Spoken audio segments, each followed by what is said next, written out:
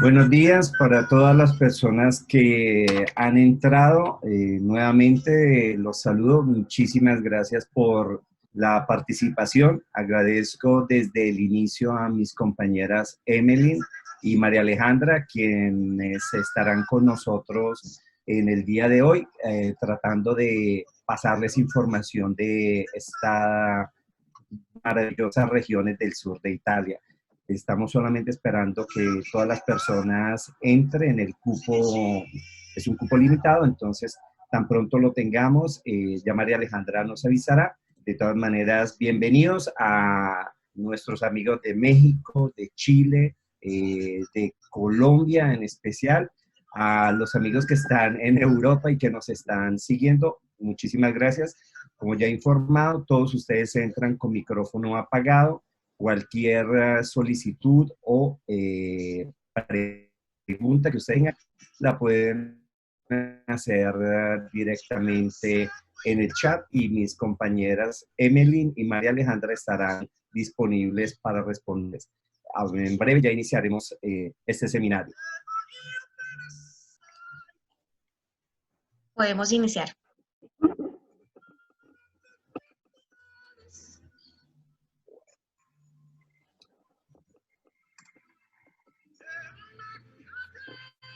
Podemos iniciar. Buenos días nuevamente. Entonces vamos a dar inicio a este seminario que lo hemos nombrado como el itinerario de la Magna Grecia. Usted quiera Grecia con nosotros y es justamente lo que les vamos a explicar. En especial vamos a entrar en dos regiones que son bastante conocidas por, digamos, las maravillas, los tesoros escondidos de esta grande civilización como la griega. Bienvenidos.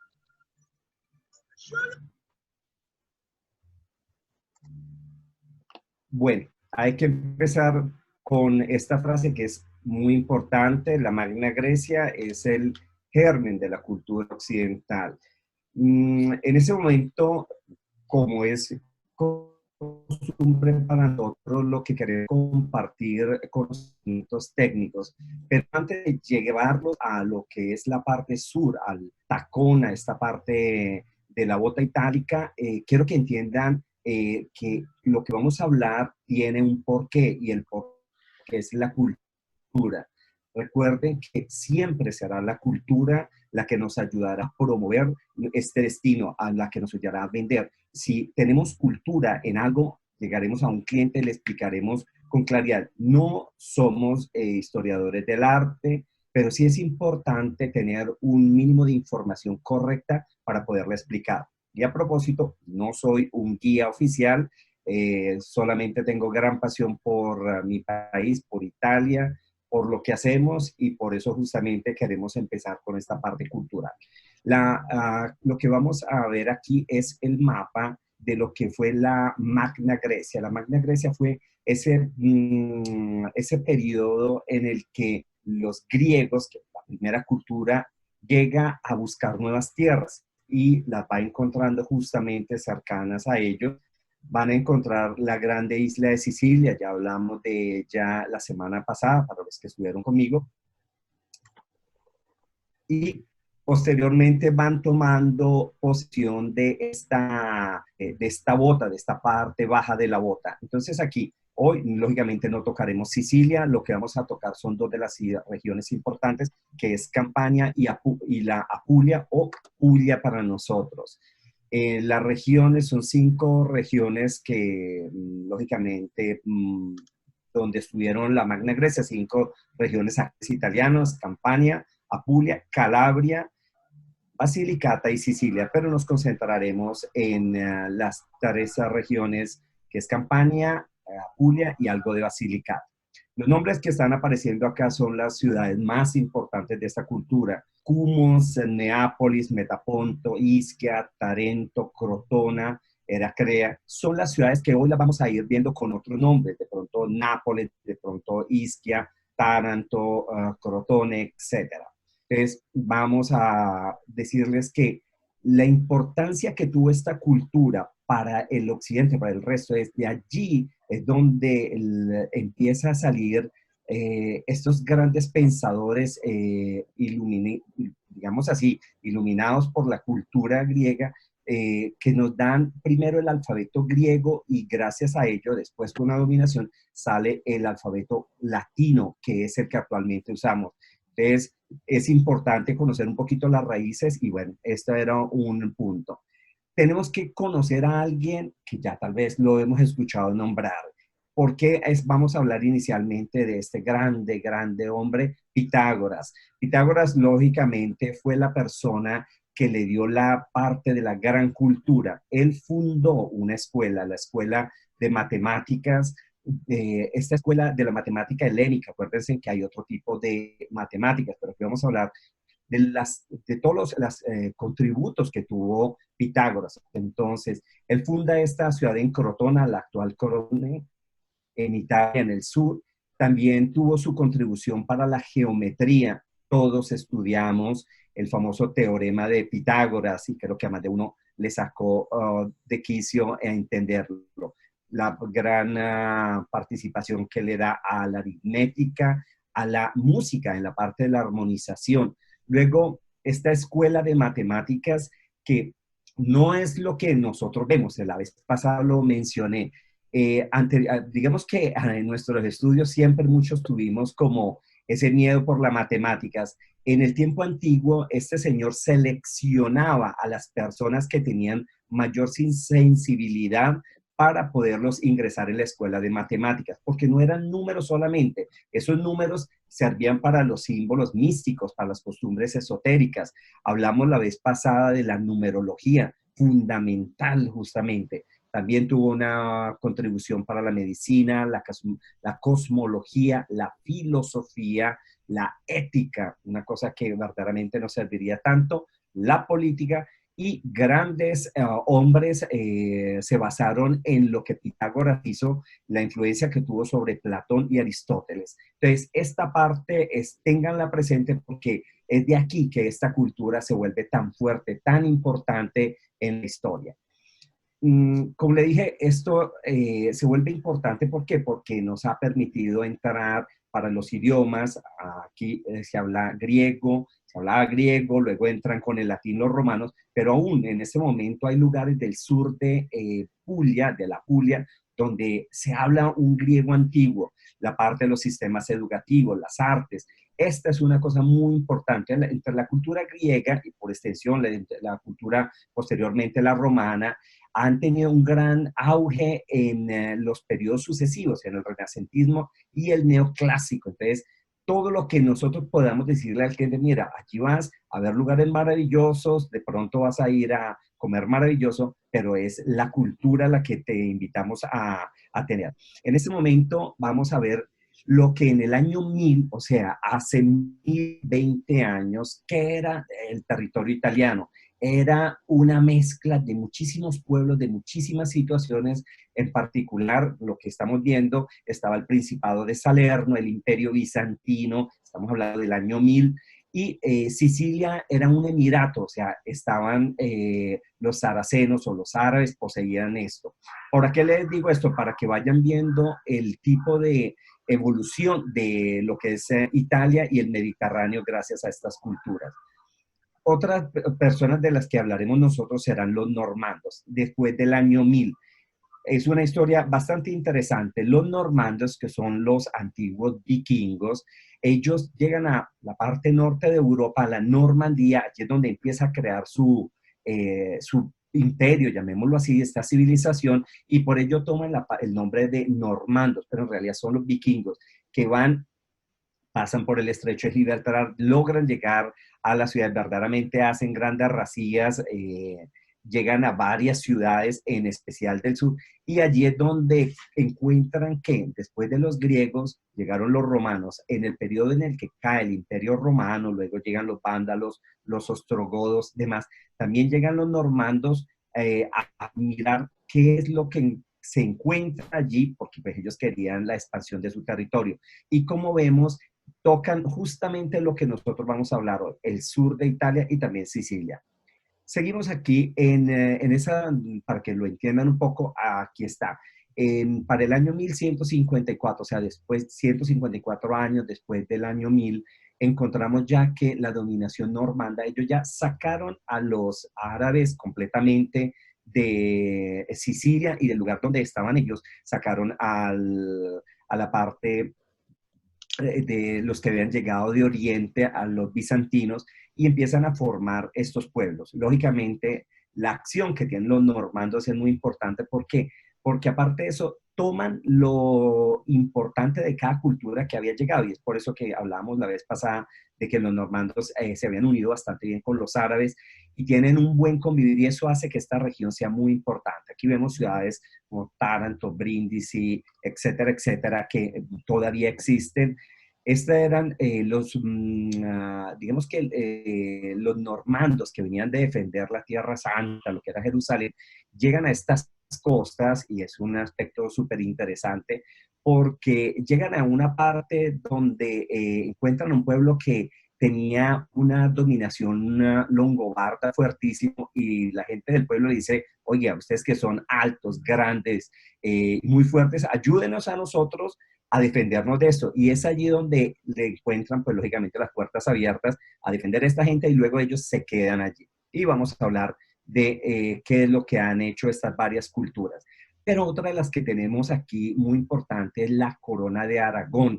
Acordémonos, hablábamos en Sicilia, Isabel la Católica y Fernando de Aragón, la familia Aragón antes de este matrimonio, tenían un dominio muy importante y lo tuvieron. Entonces vemos otra vez que esta parte se llamará en el periodo de Aragón de 1134 al 1715 la corte de Aragón. Bueno, entonces vamos a entrar a la primera parte de esta y es la región Campania. ¿Hoy de qué vamos a hablar? Hoy vamos a hablar de lo que conocemos turísticamente, Nápoles, Caserta, Paestum, las áreas arqueológicas de Pompeya, Herculano, Plontis, las islas, Golfo de Nápoles, Capri, Procida e Ischia, la costa amalfitana, el volcán Vesubio. Entonces, entremos en materia de la campaña con este pequeño video.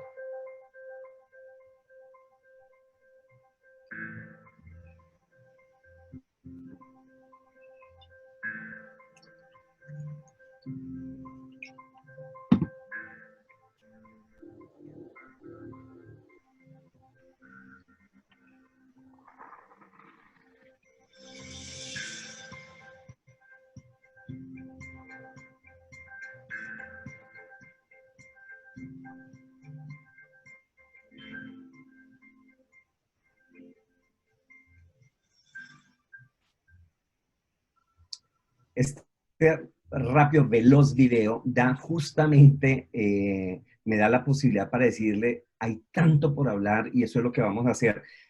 Rápidamente vamos a tocar muchísimos argumentos. Tal vez algunas personas quisieran que entrara en cosas mucho más detalladas, pero el tiempo es corto y como son dos regiones súper importantes, entonces vamos a tratar de dedicar el tiempo a aquello que nos interesa en el turismo, aquello que ha hecho este lugar súper importante. Entonces, ya lo hablamos, vamos a hablar de esta región. Como lo ven, tienes sus dos golfos, llamémoslo así, el Golfo de Nápoles, en la parte, el otro golfo, el Golfo donde está la costa amalfitana y donde está ubicada.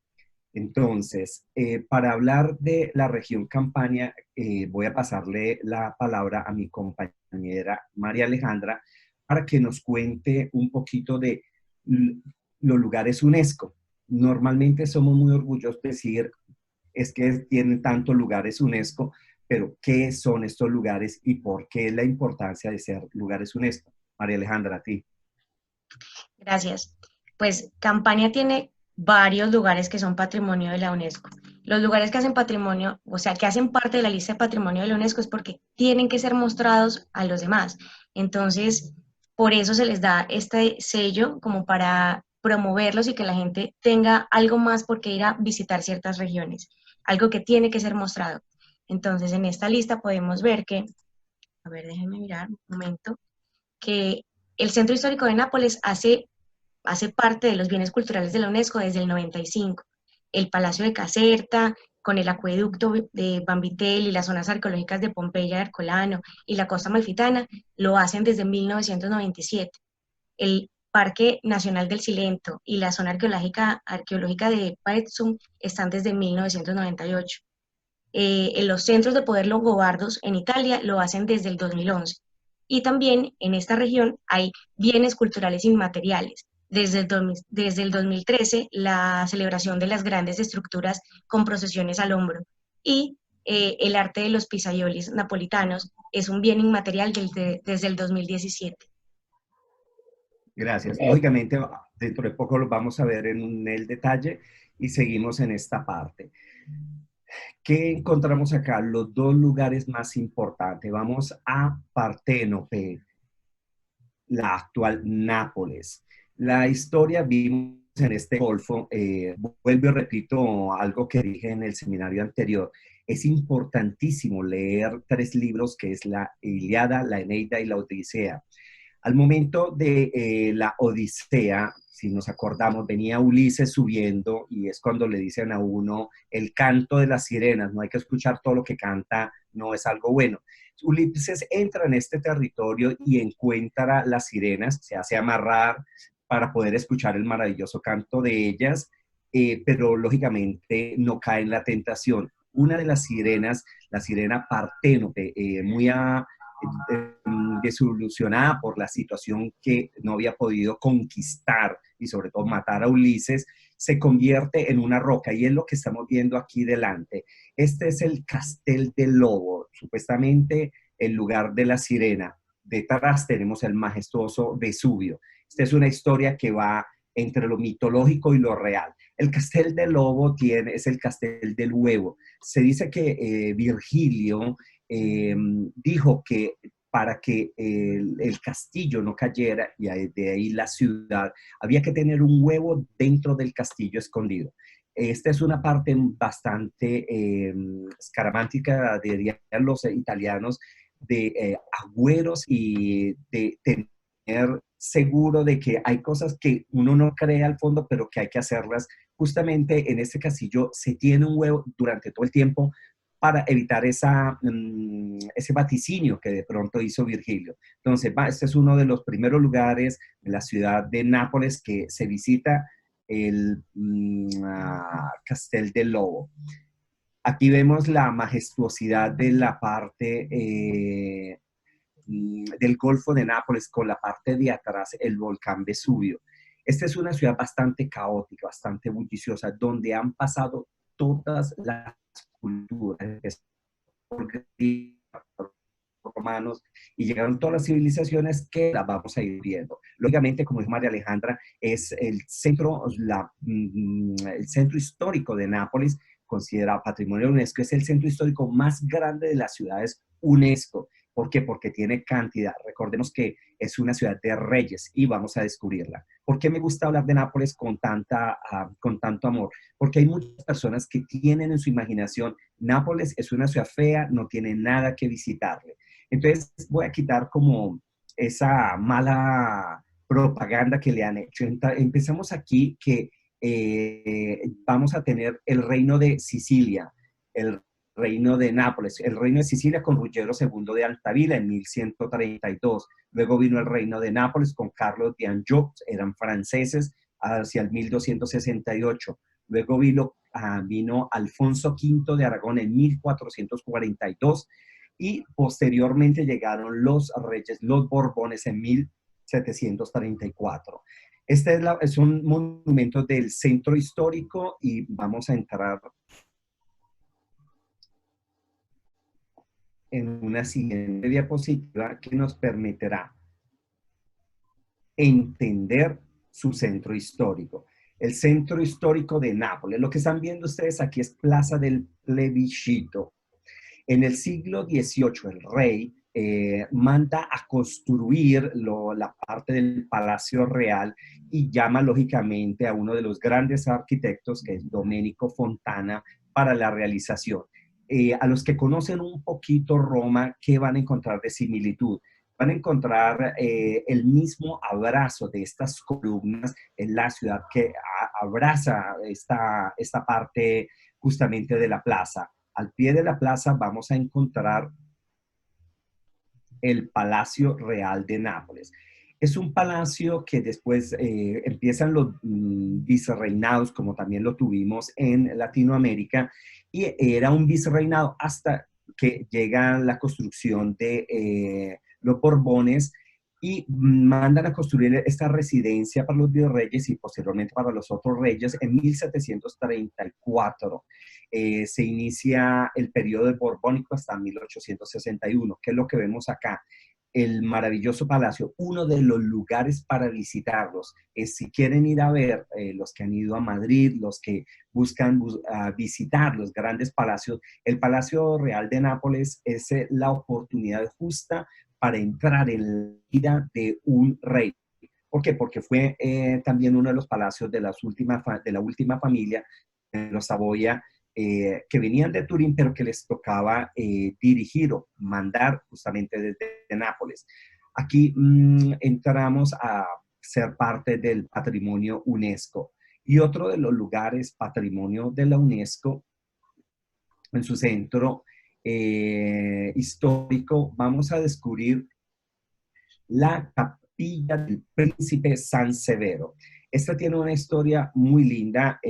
Lo que ustedes están viendo acá era un bloque único de mármol y la figura que vemos es el Cristo velado, el cuerpo de Cristo muerto, y hay bastantes obras maestras en Italia. Está el David, están en el Vaticano tenemos grandes obras de escultura, pero esta es una casi desconocida por la mayor parte.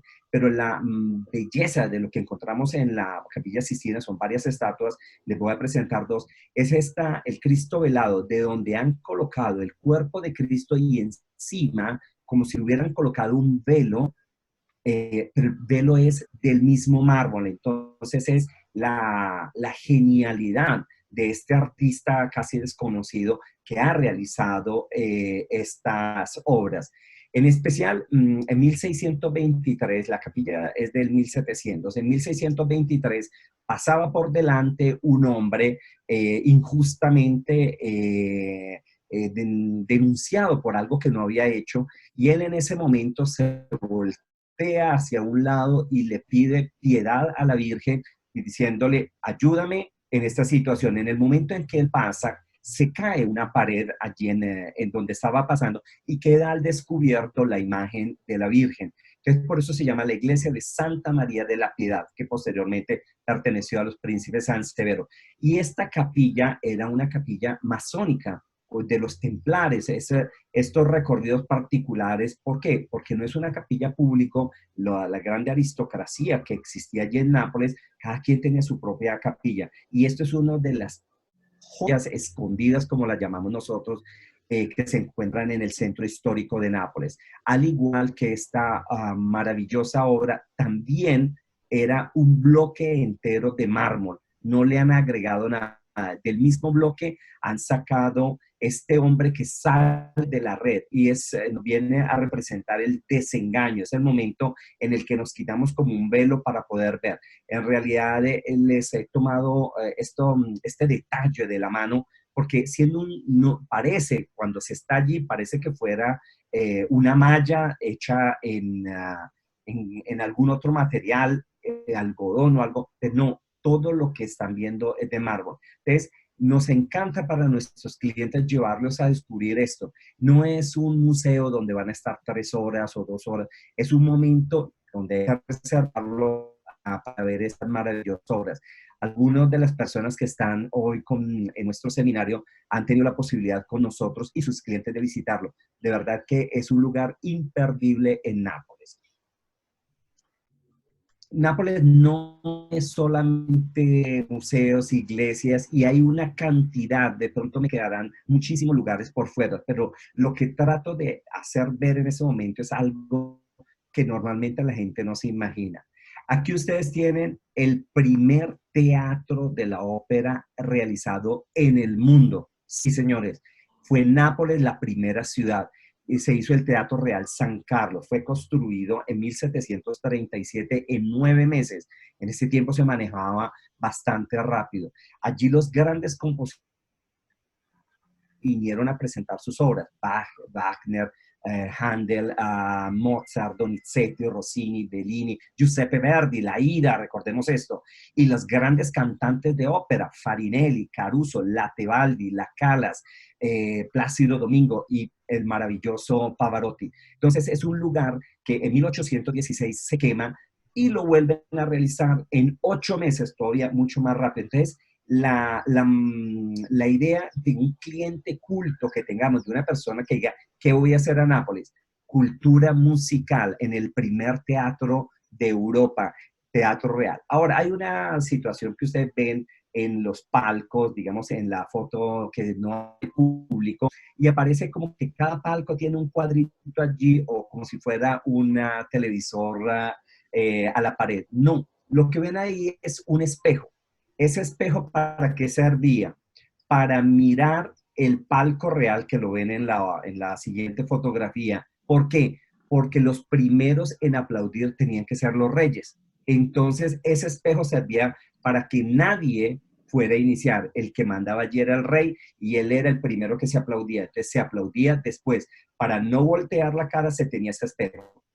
Cosas interesantes que espero le queden a ustedes en su memoria. El Teatro Real de Nápoles tiene desde el periodo de octubre hasta mayo, lógicamente, sus obras.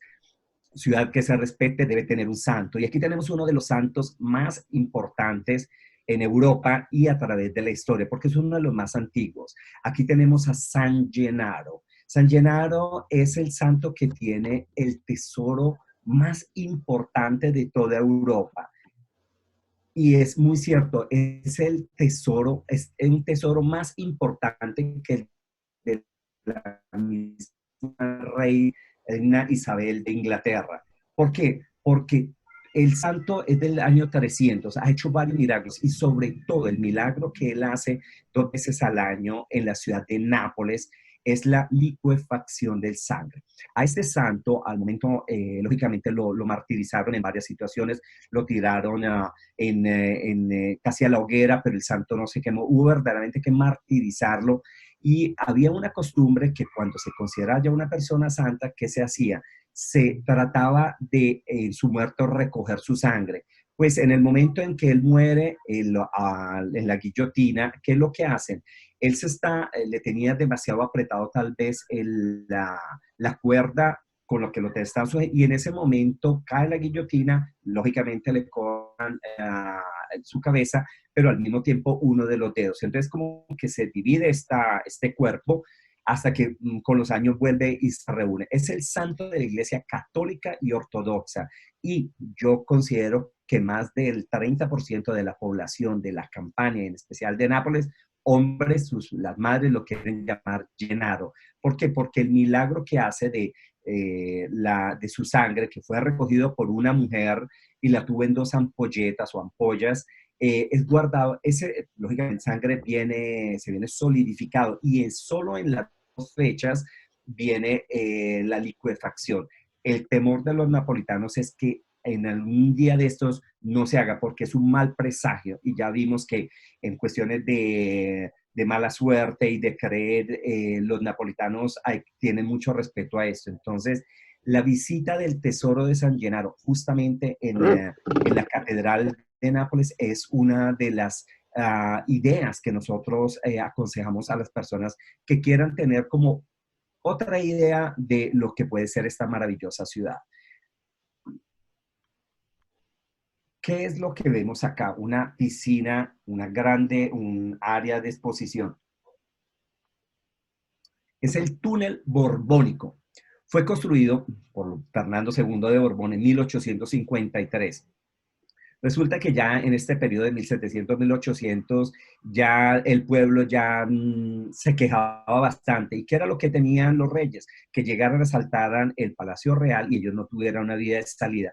Entonces, 60 metros hasta 60 metros debajo, iniciaron la construcción de este maravilloso túnel que llevaba, digamos, hacia el mar para, en caso de peligro, los reyes pudieran salir de allí, pasando por lo que era la caserna o el lugar donde estaban los guardias para que los pudieran inmediatamente respaldar y salir en huida. No tuvieron este problema, de todas maneras quedó hecho. Es la visita de los subterráneos de Nápoles, que es maravillosa, donde vamos a encontrar tantas otras cosas, pero en particular lo que vamos a encontrar allí es los restos que dejaron las personas que se protegieron durante la Segunda Guerra Mundial. Cuando sonaba la alarma, la gente tenía que buscar refugios. ¿Y qué mejor refugio que esto? Entonces, tiene una gran historia y para las personas que quieran hacer actividades diferentes, esta es una de las actividades y de los lugares que sin duda hay que visitar.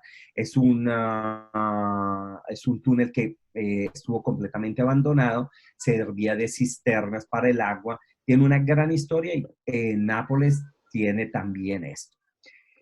Nos vamos a ir a unos 20 kilómetros de Nápoles y vamos a llegar a Pompeya y Ercolano. Son las ciudades romanas destruidas por la fuerza del volcán Vesubio. Entonces, normalmente es lo que más nos piden. En realidad, como hablaba María Alejandra, son tres lugares. Es la ciudad de Pompeya, Ercolano y el área arqueológica de Oplontis, que ya vamos a ver. Hablemos de la potencia, la furia del volcán Vesubio. Aquí vamos a tener que la zona que fue destruida por el volcán fue Ercolano, Pompeya, Stabia y Oplontis. La destrucción del volcán fue en el año 79 después de Cristo. Esta destrucción de esta zona eh, acontece a la 1 de la tarde, pero tenemos que explicar que ya en el año 62 había tenido esta zona un terremoto muy fuerte, por lo cual lo que han encontrado los arqueólogos es que encontraron muchas casas que las estaban reestructurando, porque el terremoto las ha destruido y lentamente las villas. Era una de las ciudades más prósperas de esta región. El 24 de agosto del 79, la erupción de gases, porque aquí no estamos que fue la lava la que mató. Aquí fue los gases tóxicos que mataron a las personas. Fueron dos ondas. La primera fue la explosión en pleno día que oscureció completamente todo. Se dice que hasta 120 kilómetros cayeron los diferentes materiales que el volcán mandó fuera, y fueron estos materiales los que aplastaron la ciudad. Llegamos a tener en lugares hasta 7 metros, por lo cual ha cubierto completamente, y posteriormente, lógicamente, con el tiempo. Tiempo, pues no había una rapidez en ir a comunicarse. Hablamos de Plinio el Viejo, que estaba muy cerca de allí y trató de detallar esto, pero fue su sobrino posteriormente quien fue el cronista y quien nos pasa toda esta cuenta. ¿Para qué se visita este lugar? Patrimonio de la UNESCO, porque antes de, digamos, de lo que nosotros tenemos en Roma, que tenemos toda la parte maravillosa de los foros imperiales o lo que queda lo de ellos del Coliseo, en realidad nosotros no teníamos un conocimiento sobre cómo eran las ciudades, porque todo fue destruido. Encontrar primero Pompeya, que se va a descubrir alrededor del siglo XVIII. Posteriormente descubren a Ercolano, y la última en descubrir fue Oplontis.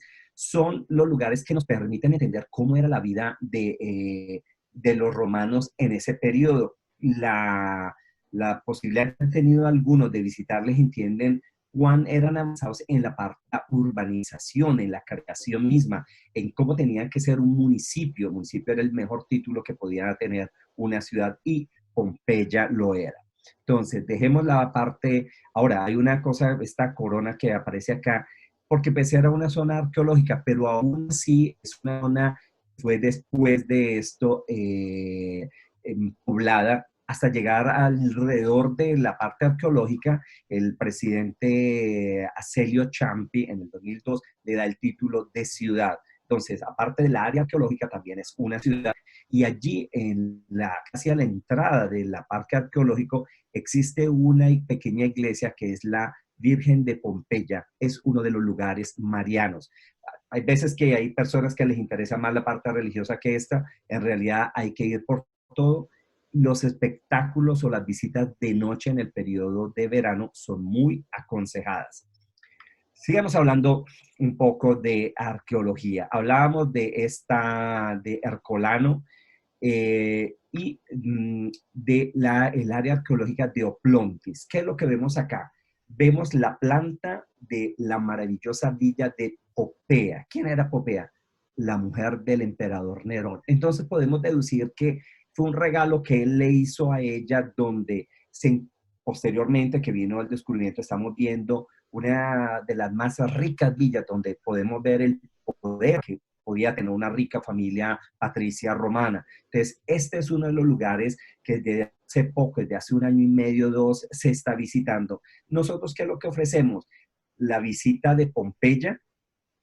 Si la persona tiene mucho interés en la parte arqueológica, Ercolano, y lógicamente uno de los puntos más interesantes arqueológicos es la vila, la de Oplonti, la vila de Popea. Esto porque las 3 visitadas al mismo tiempo, calculemos que son muchos kilómetros de distribución dentro de Pompeya y son en 3 lugares diferentes, no están las 3 en la misma ciudad. Entonces hay que tener cuidado cuando ofrezcamos justamente preguntar al cliente qué es lo que más le interesa. Sin lugar a dudas, si es la primera vez que las personas van a encontrar que Pompeya es uno de los mejores. Pero la vila de Popea sin duda que les va a encantar. ¿Qué es lo que vamos a encontrar en esta vila de Popea? Miren, estos son los colores originales de esta área. El roso pompeyano, ese amarillo. Calcular que para poder sacar estos colores había que sacarlos de la naturaleza, traerlos de otros lugares muy lejanos y únicamente esto para quienes eran los artistas era necesario tener ese color. Entonces solamente los poderosos podían hacer esto. Son de las pocas cosas que pueden ver. Me encantaría hablarles más de Pompeya, de esto, pero no quiero irme en la parte histórica, cultural, artística, sino en lo que podemos utilizar para la promoción con nuestros clientes. Digamos que terminamos Nápoli y Pompeya, Ercolano, esta parte de acá. Aquí vemos este golfo, el Golfo de Nápoles. Y vemos la península sorrentina en Castellammare de Stabia, que fue una de las ciudades romanas destruidas. Pero vemos estas 3 islas. Sorrento casi que se besa con la isla famosa de Capri y están las otras 2 islas, la isla más pequeña, Procida, y la isla de Ischia. Como ven, la isla de Ischia es 3 veces más grande que Capri. Entonces, vamos a conocer las islas del Golfo de Nápoles. Maravillosa, sus colores, sus casas blancas, ese ambiente mediterráneo, el color que vamos a encontrar, el mar maravilloso cristalino. Aquí tenemos Capri. ¿Cuál es la peor cosa que puede hacer un turista para ir a Capri? Es ir a visitar en un día nada más. La gente dirá, ¿pero por qué? Normalmente cuando ustedes le preguntarán a sus clientes o el que la haya visitado, fui a Capri, no me gustó. Mi pregunta es, ¿cuántos días te quedaste? No, fui en la mañana y salí. Resulta que la isla, lógicamente ahora con todo lo que está sucediendo con esta pandemia, no sabemos cómo será, pero la isla se llena alrededor de las 9 de la mañana, 8:30, hasta las 6 de la tarde, porque llegan muchísimos ferries, barcos cargados de cientos de turistas. Ahora, no es una isla muy amigable, no es la isla donde hay parques, donde no hay de sentar, no hay un lugar donde vamos a decir, pues voy a tener baños públicos, tal vez hay uno, pero no es el lugar donde uno dice, voy a ir a comerme algo, porque un café en la piazzetta famosa o una Coca-Cola podemos pagar hasta 15 euros solamente por la sentada, vale más la sentada que allí. ¿Por qué se volvió famosa esta isla? Fue una isla de los emperadores romanos. Imaginémonos, y sigo aquí con las imágenes de Capri, imaginemos que las personas venían de Roma a este lugar, porque algo habían hecho acá. Entonces fue una isla que los emperadores la tenían muy famosa la Gruta Azul, que los capreses la llaman que es la piscina privada del emperador. Alrededor, lógicamente, no, es una isla que no tiene playas. Entonces, la gran desilusión de muchos, o la saben vender mal los agentes de viajes, y van allá y van a ir a las playas. No hay playas. La isla se visita es en barca. Hay lugares donde están como para solearse, pero no está la playa, la arena de San Andrés, de Cancún, de las Bahamas. No, aquí lo que tenemos es la naturaleza y es esta parte súper particular. La isla la vemos en la foto de abajo, inferior. Estamos en la parte superior. Está dividida porque son dos ciudades, Capri y Anacapri, griegas, Anas, encima de Capri. Entonces, la parte de abajo es lo que vamos a ver de Capri. Lo que se ve al fondo ya este de la península sorrentina, la vemos bastante cerca. ¿Cómo vamos a visitar esta maravillosa isla? Lo dijimos en una excursión por las grutas y los farallones. Aquí en el mapa vemos que donde dice Marina Grande, donde normalmente llegan los ferries, los barcos, y de allí en la parte más plana, casi es donde vamos a encontrar Capri. Por la parte de atrás vamos a encontrar Marina Piccola. Nosotros utilizamos unas barcas, y ya lo vamos a ver, para hacer el recorrido. Primero que todo, ir a la Gruta Azul, luego ir al faro a Punta Carena, posteriormente ir a visitar otras grutas, como la maravillosa Gruta Verde. Lo que pasa es que la Gruta Azul es un museo y se paga como museo. Entonces se paga el tiquete del museo y se paga la barca para poder entrar. Pues las personas a veces no lo entienden. Lo podemos incluir en un recorrido, pero muchas veces basta un poco de agua movida y no nos va a permitir la entrada. Entonces, por ello, a veces decimos, preferimos que el cliente pague el ingreso, que son alrededor de 18 euros que se paga por estar un minuto dentro de la gruta y salir. Ténganlo presente. Estamos con precios de Capri. Posteriormente se hace la parte del recorrido para ir a Marina Piccola, donde están los restaurantes de pescadores deliciosos. Se pasa por los farallones. En medio de los farallones, las parejas es obligatorio que se den el beso y luego se sigue visitando el resto de la isla. No se las voy a explicar porque si les explico tanto, ustedes después no van a ir. Y tienen que ir para ver qué es Capri desde el agua. Este es el tipo de barcas que podemos utilizar. Lógicamente, los lugares de inmersión que podemos tener, el color del agua cristalina, los diferentes tipos de recorridos que podemos hacer de Capri para visitar Procida e Ischia, o también desde allí ir a la costa amalfitana. Tengamos presente que los costos de esto son bastante altos debido a la gas, que es la más cara de Europa, casi 2 euros al litro, no al galón. Por ello, la gente cuando le damos los precios dice es muy caro. Son los precios justamente de la gasolina para coches, para las barcas. Pero hablábamos de Capri. Capri se visita la parte alta, se visita primero que todo la Villa de San Michele y posteriormente visitaremos la parte más alta que es Monte Solare con la Sellovia. ¿Qué es la Sellovia? Es esta silla que está llevando a esta chica que va hasta arriba. Lógicamente, a las personas que tienen miedo, a las personas que tienen incapacidad, no va a ser bastante fácil y tampoco colocar un niño menor allí. Entonces, hay que saberlo. Pero al llegar arriba, se puede tranquilamente tener el mejor panorama del Mediterráneo. La vista del Golfo de Nápoles, la vista de la costa amalfitana, del volcán Vesubio y de las otras dos islas, Procida e Ischia. Entonces, este es un recorrido que se puede hacer en sellovía, pero los amantes del trekking, de las caminatas, del senderismo, lo pueden hacer. Yo sugeriría subir con la sellovía y tal vez bajar caminando. Es un buen ejercicio. Vamos a llegar a esta isla, que es la isla menor, poco conocida, y espero les guste, porque a nosotros nos encanta.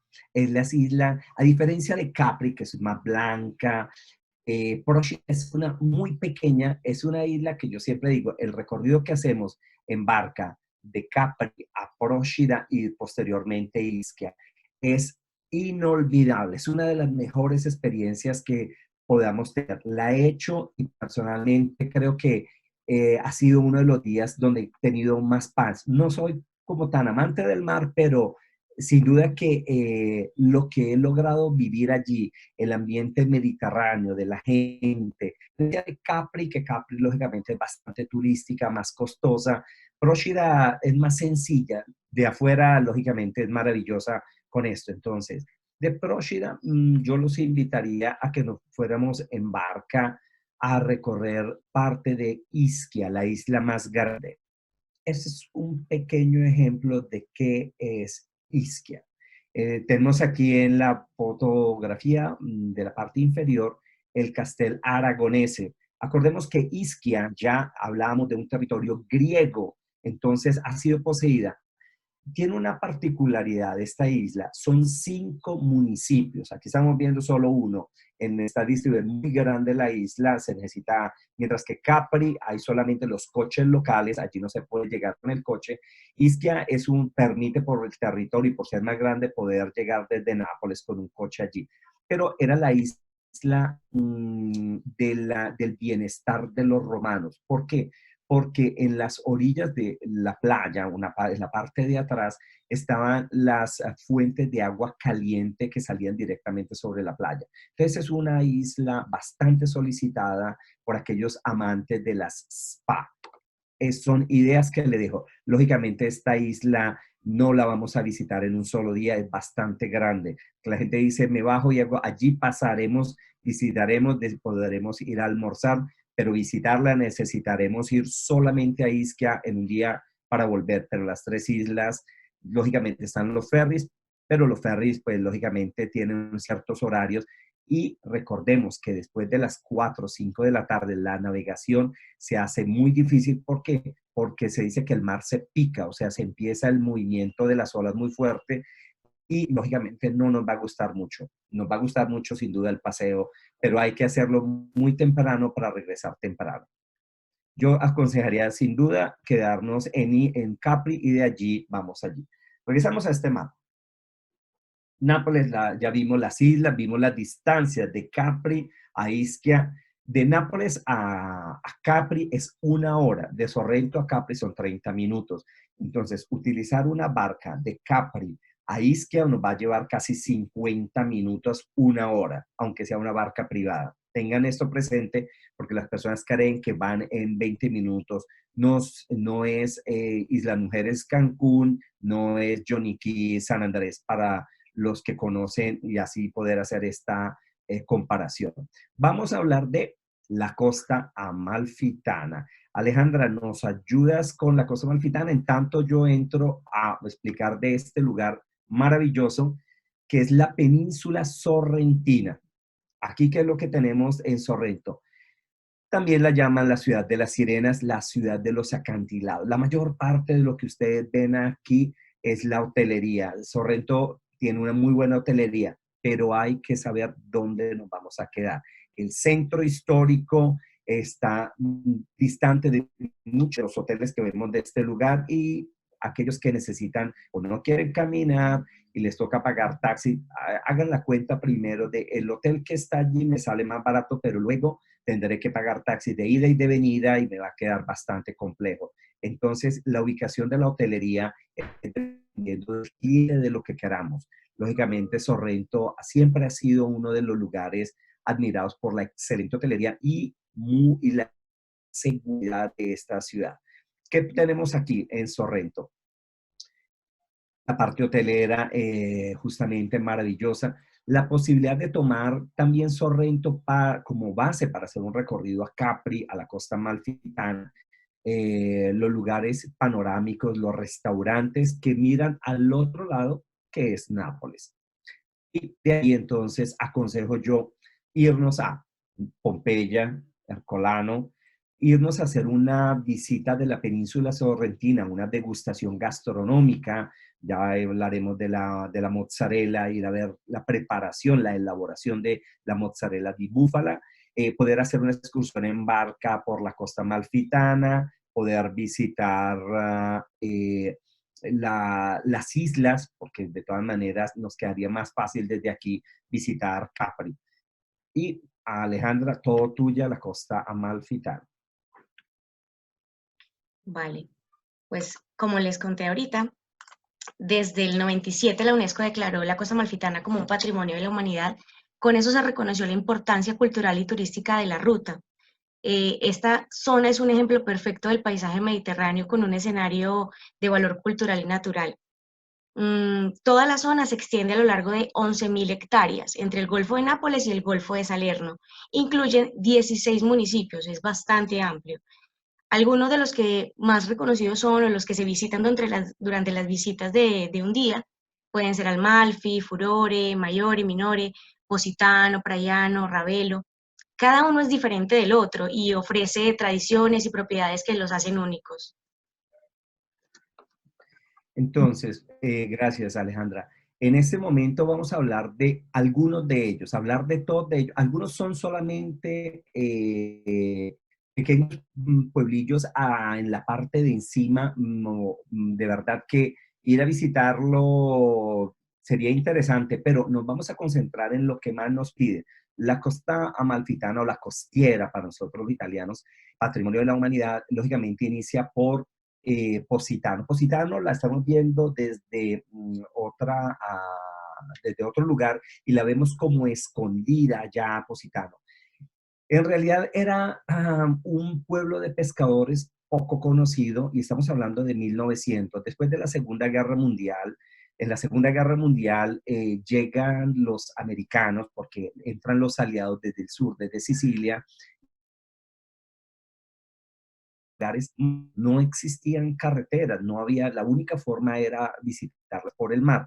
Entonces empiezan a regresar aquellos americanos, a decir, vi un lugar maravilloso en Italia y es después de la Segunda Guerra Mundial que los americanos hacen súper famosísima. En realidad, digamos que en los países latinoamericanos es desde hace unos años, pero ya desde los años 60, 70, los americanos eran conocidos. Las personas que pudieron hacer y construir allí alguna casa y luego adaptarla a hotel, pues le fue bastante bien, porque después de ser patrimonio de la UNESCO no se puede construir. Todo el mundo dice, quiero un hotel en la costa, en Positano sobre todo. De hoteles en Positano habrá unos 8, el mayor puede tener 40 habitaciones. ¿Qué es lo que sucede? El precio lo hace la demanda. En este caso hay demasiada demanda, los precios son bastante altos. El periodo que normalmente funcionan los hoteles de la costa amalfitana es de abril a final de octubre. Entonces, ir en noviembre, diciembre, de pronto se puede hacer la excursión, pero la hotelería va a estar cerrada. Como ven, no hay playas. Empecemos por ahí, no hay playas. Entonces, la idea que tienen muchos de ir de pronto a un lugar del Caribe e inmediatamente tener el hotel con la arena no existe acá. Aquí lo que vamos a gozarnos son el panorama y hay que explicarlo. Es una ciudad de escaleras, bastantes escaleras. Entonces, no tan adapta para sillas de ruedas. Es esta la parte que deben tener las personas o personas que tengan alguna discapacidad. Pasamos de Positano a un lugar más tranquilo, un lugar que me encanta. Este lugar fue el lugar escogido por una de nuestras grandes actrices, la Sofía Loren, el lugar preferido de ella para ir al mar. Furore, muy poco conocido. Estas imágenes nos representan. Como ven, está el puente que conecta allí, la playa es muy pequeña, no puede entrar ninguno. Es el color esmeralda maravilloso que queremos. Lógicamente, allí es mejor que alguien nos lleve, vamos y luego nos recoja porque no hay lugar para parquear.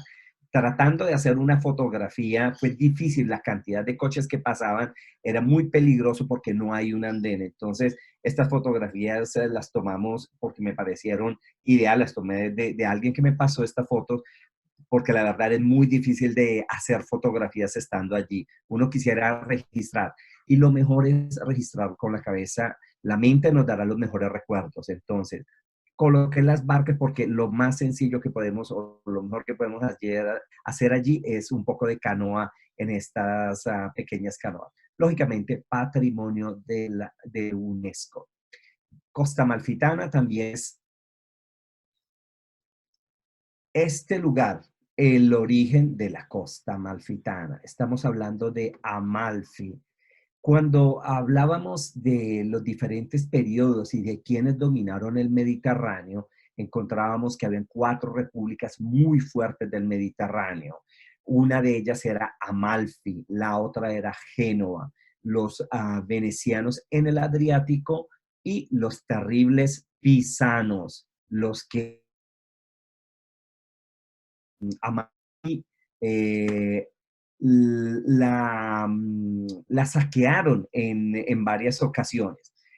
Estoy colocando aquí porque no la inventaron ellos, pero fueron los primeros en usar la brújula y en sacar el código marítimo o las llamadas tablas amalfitanas que ayudaron hasta el siglo XVIII cuando empezaron a salir. Entonces, la importancia de esto era ¿por qué? Porque conocían cómo navegar. Es un terreno muy pequeño. Lo que ustedes ven aquí es la maravillosa Amalfi. Amalfi es el único pedacito donde no digamos que tenemos playa, pero vamos a tener un espacio para tomar allí el sol, aunque siempre aconsejaré que los mejores lugares de mar se hacen es en barca. Este es un pesebre completo Amalfi. De allí salen, llegan los ferries que pueden venir desde Nápoles, llegar allí. Acordémonos que una travesía de Nápoles a Amalfi, según el tráfico y el periodo, me puede llevar hasta 2 horas y media o 3 horas. Por ello, tenemos que tener bastante cuidado con los clientes que salen de allí a tomar un vuelo desde el aeropuerto de Nápoles, porque sabemos cuáles son las distancias en kilómetros, mas nunca sabemos cuánto tiempo es. Muchas veces hemos tenido clientes, no, yo quiero salir a esta hora. No, si a esa hora sale, van a perder el vuelo o nosotros no nos responsabilizamos. Por ello, muchas veces la gente dice, llegamos muy temprano. Preferimos que los clientes lleguen temprano y no vayan a perder el vuelo. Aquí también hay hotelería. ¿Cuál es el punto de Amalfi o Ravelo? Que están demasiado abajo. Y si yo quiero ir a hacer las excursiones, tengo que ir a hacer 2 o 3 horas en verano y volver y bajar. Entonces, dependiendo, hay que preguntarle al cliente qué es lo que quiere hacer. Porque si quiere estar de descanso, lógicamente Amalfi puede ser el lugar ideal. Lo decía, en 1135 y 1137 los pisanos la completamente robaron, la saquearon. Y con lo que saquearon de Amalfi era tan importante, era un lugar de comercio del Mediterráneo, los pisanos se ayudaron a construir la famosa Plaza de los Milagros, donde está la Torre de Pisa. Lastimosamente, ya después de que los pisanos la saquearon en 1343, después de un maremoto la destruyó. Hoy tenemos una ciudad muy linda que la incluimos en el recorrido de la costa amalfita o la excursión desde Sorrento. Lógicamente, la excursión la podemos hacer desde Nápoles, sino que de Sorrento va a ser el mejor lugar para visitarlo. Les presento los balcones del Mediterráneo. Aquí tenemos Ravelo. Sin duda que Ravelo es una de las ciudades más hermosas, más elegantes. Las fotos que vemos de las flores son los jardines de Villa Rúfolo. Villa Rúfolo perteneció a esta familia importante, a los Rúfolo, que fueron los grandes comerciantes, era una ciudad muy rica, y justamente Amalfi era condividida ya entre los reyes napolitanos que si existieran en el momento. ¿Por qué? Porque tenían una gran distribución de aquí, aparte de la cerámica, el pescado, el aceite de oliva que salía, porque era un buen lugar de comercio. Lógico, tenían un solo problema, los saracenos o los árabes o los turcos que venían en excursión a depredar completamente las ciudades y sobre todo a llevarse las mujeres. Llegamos aquí a la Rella de Caserta. La Rella de Caserta, como lo dijo María Alejandra, es patrimonio de la UNESCO. Esta fue deseada o la quiso Carlos de Borbón y llamó a uno de los arquitectos más importantes que fue Luigi Vanvitelli, quien empezó su construcción. ¿De dónde sale esta idea? Primero que todo porque ya tenían el Palacio Real, pero le faltaba una villa que pudiera competir con Versalles. Entonces, la UNESCO la ha incluida en la parte patrimonio de la humanidad. Es el Palacio Real en construcción más grande de Europa, del mundo, que son los que más grandes. Ahora, tiene sus dos partes, el palacio y los jardines. ¿Qué es lo que le han dado la importancia en la UNESCO? A la parte hidráulica, a la parte del acueducto vanvitelliano, que es el que permite que nosotros podamos gozar de los juegos de agua que tiene la Reggia di Caserta o el Palacio Real. Aquí vemos desde otra angulación en la parte delantera tiene unos jardines muy hermosos, pero es sobre todo en la parte de atrás. La distancia que tiene este jardín y esta fuente de agua es de 1 kilómetro. Aquí las vemos, las maravillosas fuentes de agua.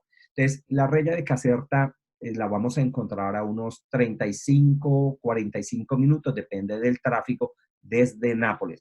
Es un lugar maravilloso para visitarlo en verano, para poder caminar, llevar los niños. De verdad que es algo muy interesante, fuera de lo normal, y sobre todo es conocer el último palacio o el palacio de los últimos reyes de Italia, la familia Saboya.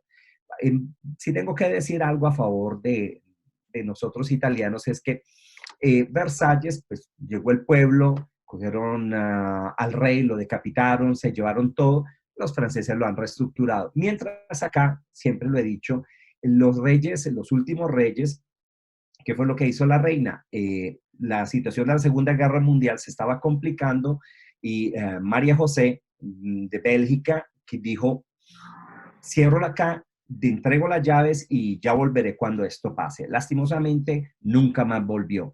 No volvió porque no quiso. Ella fue a terminar sus días exiliada ella misma porque nadie la sacó. Al contrario, fue una reina muy amada en Italia porque ayudó a a los partisanos, a las personas que luchaban contra el dominio de Mussolini y de Hitler después. Mientras que el rey sí fue exiliado y fue a morir en Egipto. Entonces, esto pues, quedó como patrimonio de Italia, y todo el interior está realmente como el palacio que hemos visto de Nápoles. Esta es la continuación de lo que tenía la familia Saboya, patrimonio del UNESCO, lógicamente. Nos vamos a ir más abajo de la costa malfitana y ¿qué encontramos acá? Poseidonia, la perla de la Magna Grecia, llamada Pestum por los romanos. Esta es una ciudad que fue construida del 560 al 440 antes de Cristo. Entonces, es considerada como uno de los lugares patrimonio de la humanidad por la UNESCO, donde nos permite ver algo de la cultura griega. Entonces pasamos de Pompeya y esto, porque las personas creen que nosotros en Italia, sobre todo, estamos con la cultura romana, pero es Pestum con Poseidonia y con todo el parque arqueológico del Cilento, que es uno de los lugares que nos permitió ser ese lugar de visita. Fue uno de los lugares más visitados. Goethe escribe el libro Il Viaggio, donde hablábamos la vez pasada que las ciudades para visitar más importantes para los aristócratas, o aristocráticos, perdón, ingleses, tenía que ser Venecia, Milán, Florencia, Nápoles y Sicilia.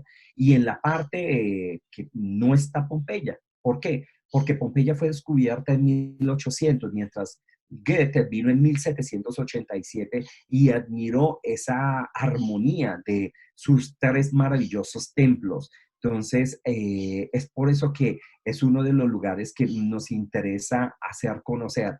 Esta es la parte, digamos, una foto aérea de lo que es es Pestum. Hay que tener en cuenta que sea Pompeya, se puede visitar de noche. También Pompeya y Pestum tienen espectáculos culturales de música. Son ideas que lanzamos para la diferente tipología de clientes que ustedes puedan tener. Bueno, aquí tenemos bastantes ideas. ¿Qué más hacer si no nos interesa y queremos tener actividades locales, experiencias? Lógicamente, cursos de cocina, sin duda, la región lo permite. Las degustaciones de qué? De los maravillosos vinos, de las catas, y lo vamos a ver un poquito. Pero en especial vamos a presentar otro patrimonio tutelado por inmaterial, patrimonio inmaterial por la UNESCO, y son los pizzaioli o los pizzeros, aquellos que hacen la pasta. Son considerados que van en pareja, dos. Uno es el pizzero y otro es la persona que se va a ocupar de colocar la pizza en el horno rigurosamente de leña. Al momento que aquí tenemos en la foto, ya el pizzero hizo la pasta, la posiciona y con la pala, con esta forma con esta instrumento para recoger la pizza, llevarla al horno. Siempre he preguntado cuánto tiempo necesitaríamos colocar una pizza en un horno de leña, que lo ven atrás, que ya está ardiendo. Muchas personas han dicho de 20 minutos, 30, 15, 5, 4. Después de un minuto ya estaría quemada la pizza, porque la pizza se necesitan 18 segundos.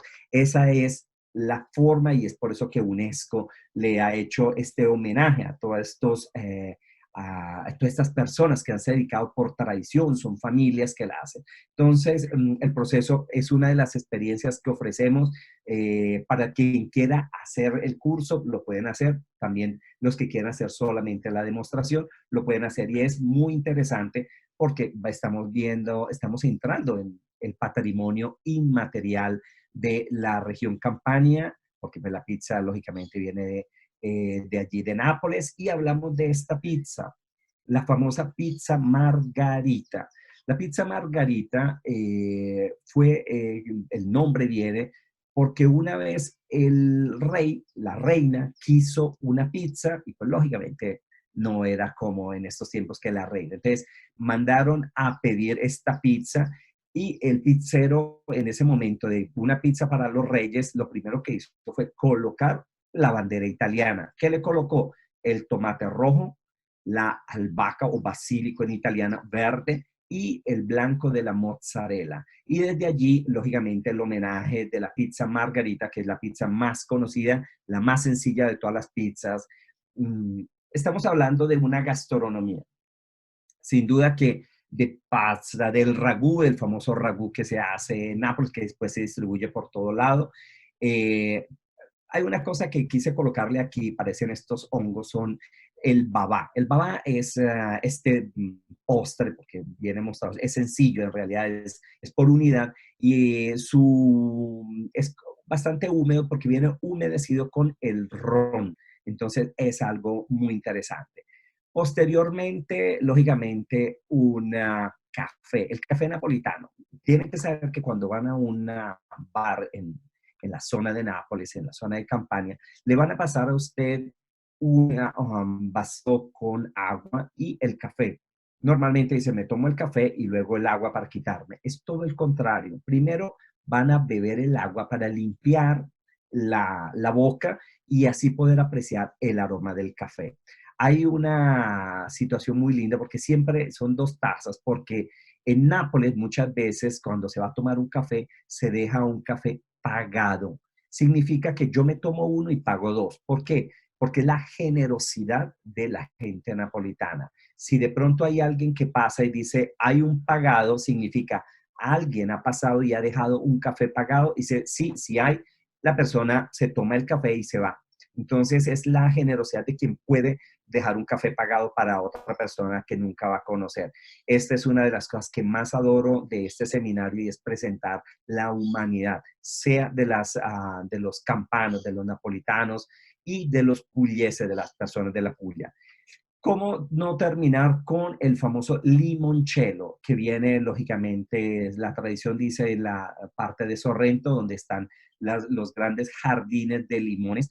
El aire del mar salino ayuda y contribuye a estos maravillosos limones que nos sirve de un café, o sea, después del café, después que hemos hablado. Digamos que nosotros los italianos tenemos cualquier tipo de excusa o de disculpa para quedarnos en la mesa hasta tarde. Entonces, después de que ya con el café ya estaríamos echando la visita, pero si nos dicen, ¿y quieres tomarte un limoncello? O quiere decir que nos vamos a quedar hablando allí. Y de pronto aquí hablaremos del almuerzo del día siguiente, porque nos encanta comer. Entonces, eso es una parte. Hay muchísimas cosas más, pero trataré de ser bastante ligero. Aquí, ¿qué es lo que tenemos?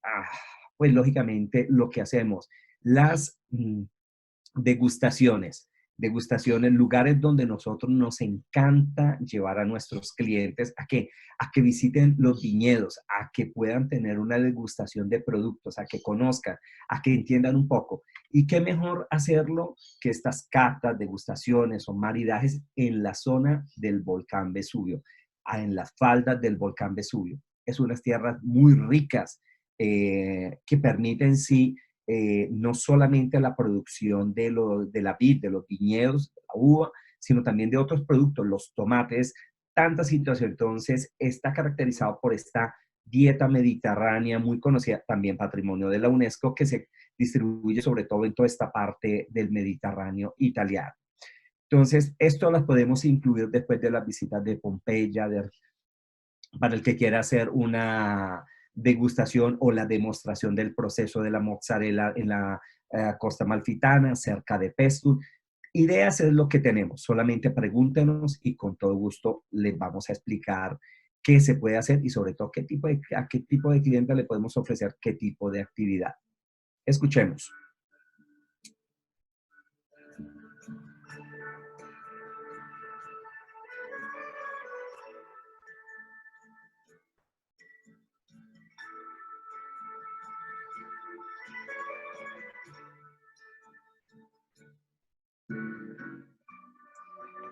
¿Cómo no hablar de ella? Ella es la última de las divas de Hollywood y afortunadamente la tenemos todavía viva. Nápoles es Sofía Loren, aquel que dice, quiero ir a conocer los lugares de las famosas películas. ¿Quién no recuerda Matrimonio a la Italiana? Con un Marcello Mastroianni en Nápoles, la Filomena Marturana que hace de todo por casar a este hombre que nunca la quiso tener, la quiso casar, es muy hermosa. El premio Oscar que ella ha ganado con la película La Chochara, Segunda Guerra Mundial, la invasión de la llegada de los aliados. Y todo el resto de películas, aquí hay El secreto de Mr. Ripley para otras películas, pero sobre todo Sofía Loren nos representa eso, Sofía Nápoles, el amor, la belleza de las mujeres, esa sensualidad que hay.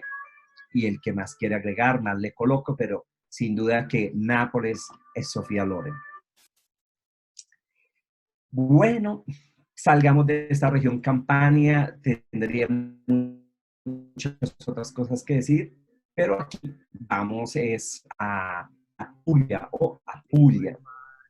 Tenemos Bari, lo que vamos a ver Lecce, la ciudad del barroco, la Valle de Itria, el Castel del Monte, vamos a ver la zona del Salento, las zonas religiosas de San Giovanni Rotondo, del Gargano místico, Castellana Grotte, y hablaremos del óleo, que es el aceite, el vino y los granos.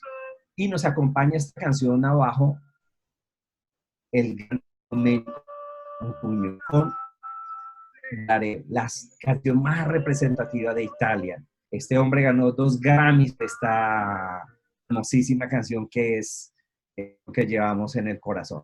Vamos a ver la Puglia. Digamos que nosotros colocamos la costa amalfitana, Nápoles, junto con esta zona, pero quien quiera visitarla, recordemos que hay un vuelo directo Roma-Bari y Roma-Brindisi, digamos, de las compañías, pero he colocado Bari porque es la ciudad, el aeropuerto que recibe más vuelos. Entonces salimos del Tirreno y nos vamos al mar Adriático. Vamos a ver qué les gustó más, el Tirreno o el Adriático. Entonces, la Puglia, para nosotros es muy difícil decir Apulia, porque si van a ir allá todo el mundo va a decir Puglia, pero en español es la Puglia. Tiene 6 provincias. Al norte, Foggia, donde vamos a ver de pronto una parte mística, religiosa, la parte de Andria, donde vamos a encontrar el Castel del Monte, Bari y sus alrededores.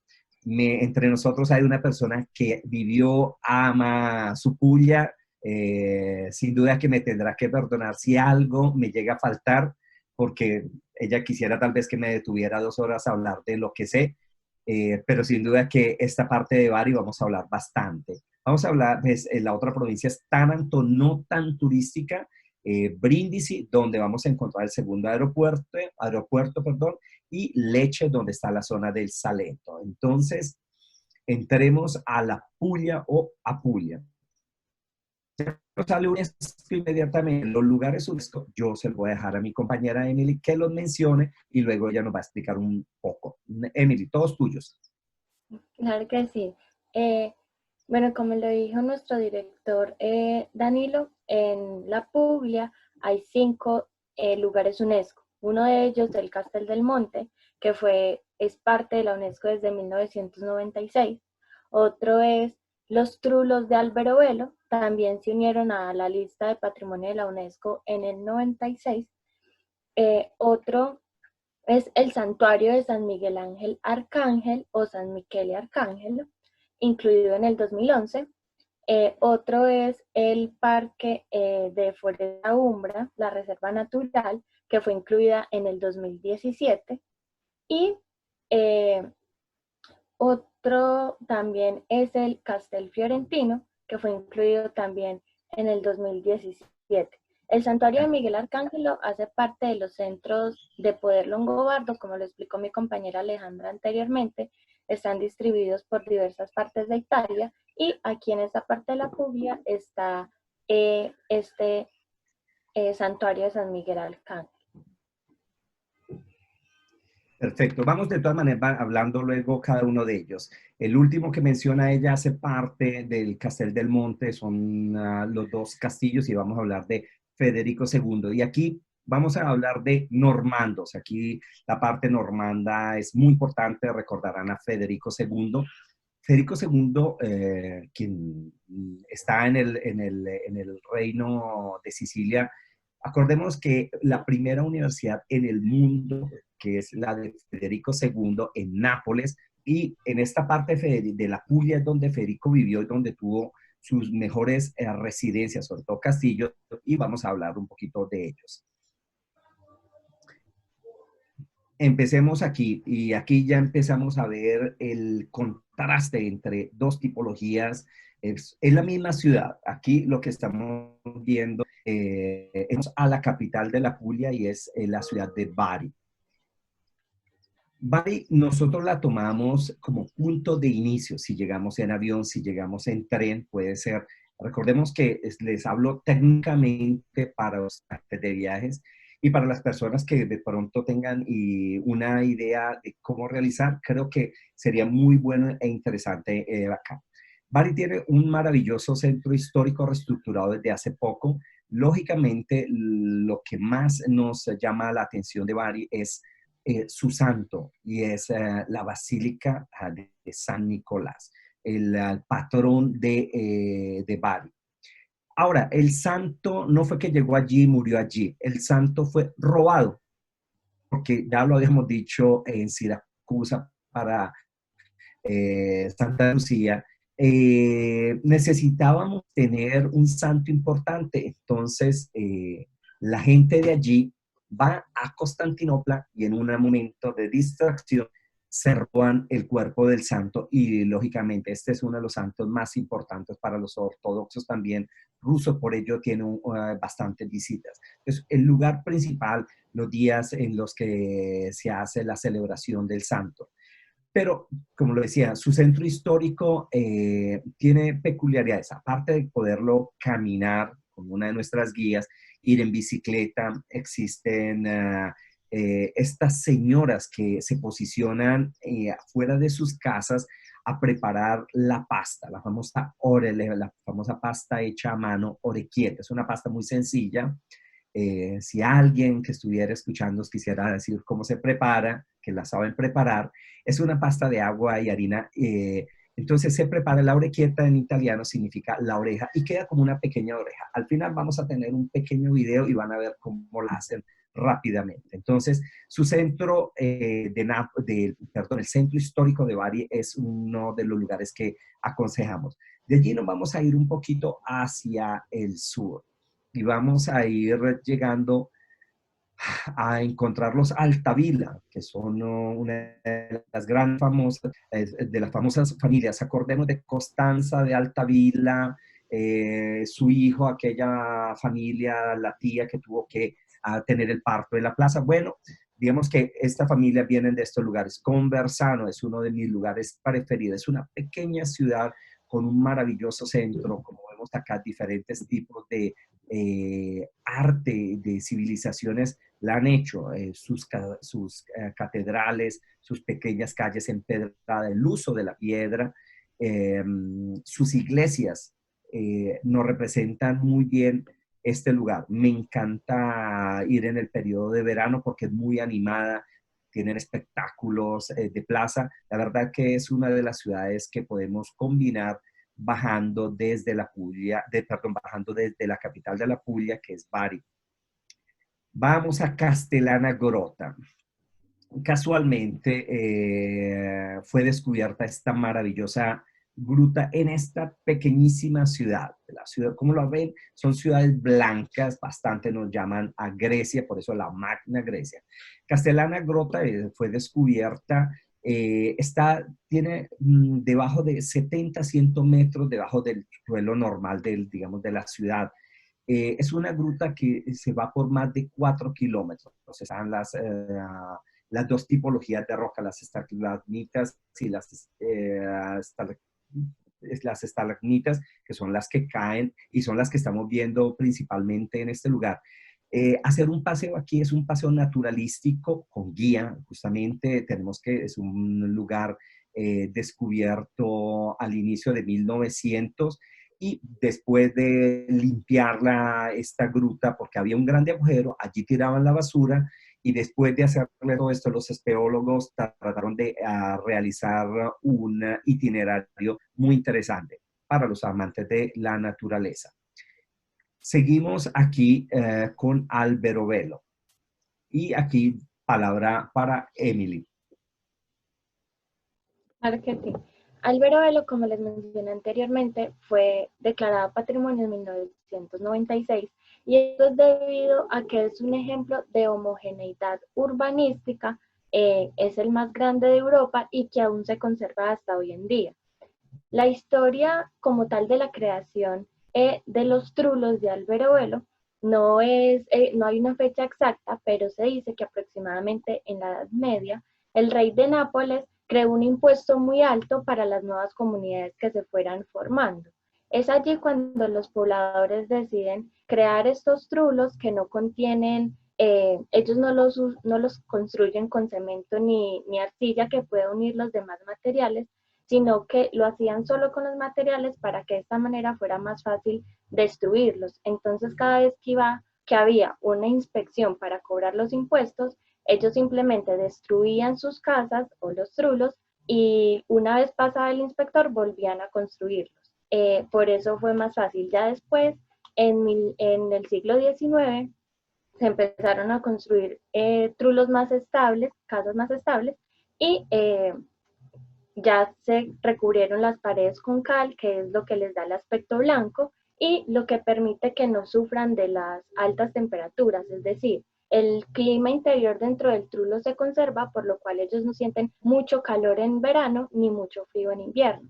También los símbolos que se pueden ver en la parte de los techos son muchos dedicados a los dioses, a los diferentes dioses que se veneraban, y también para alejar los malos espíritus.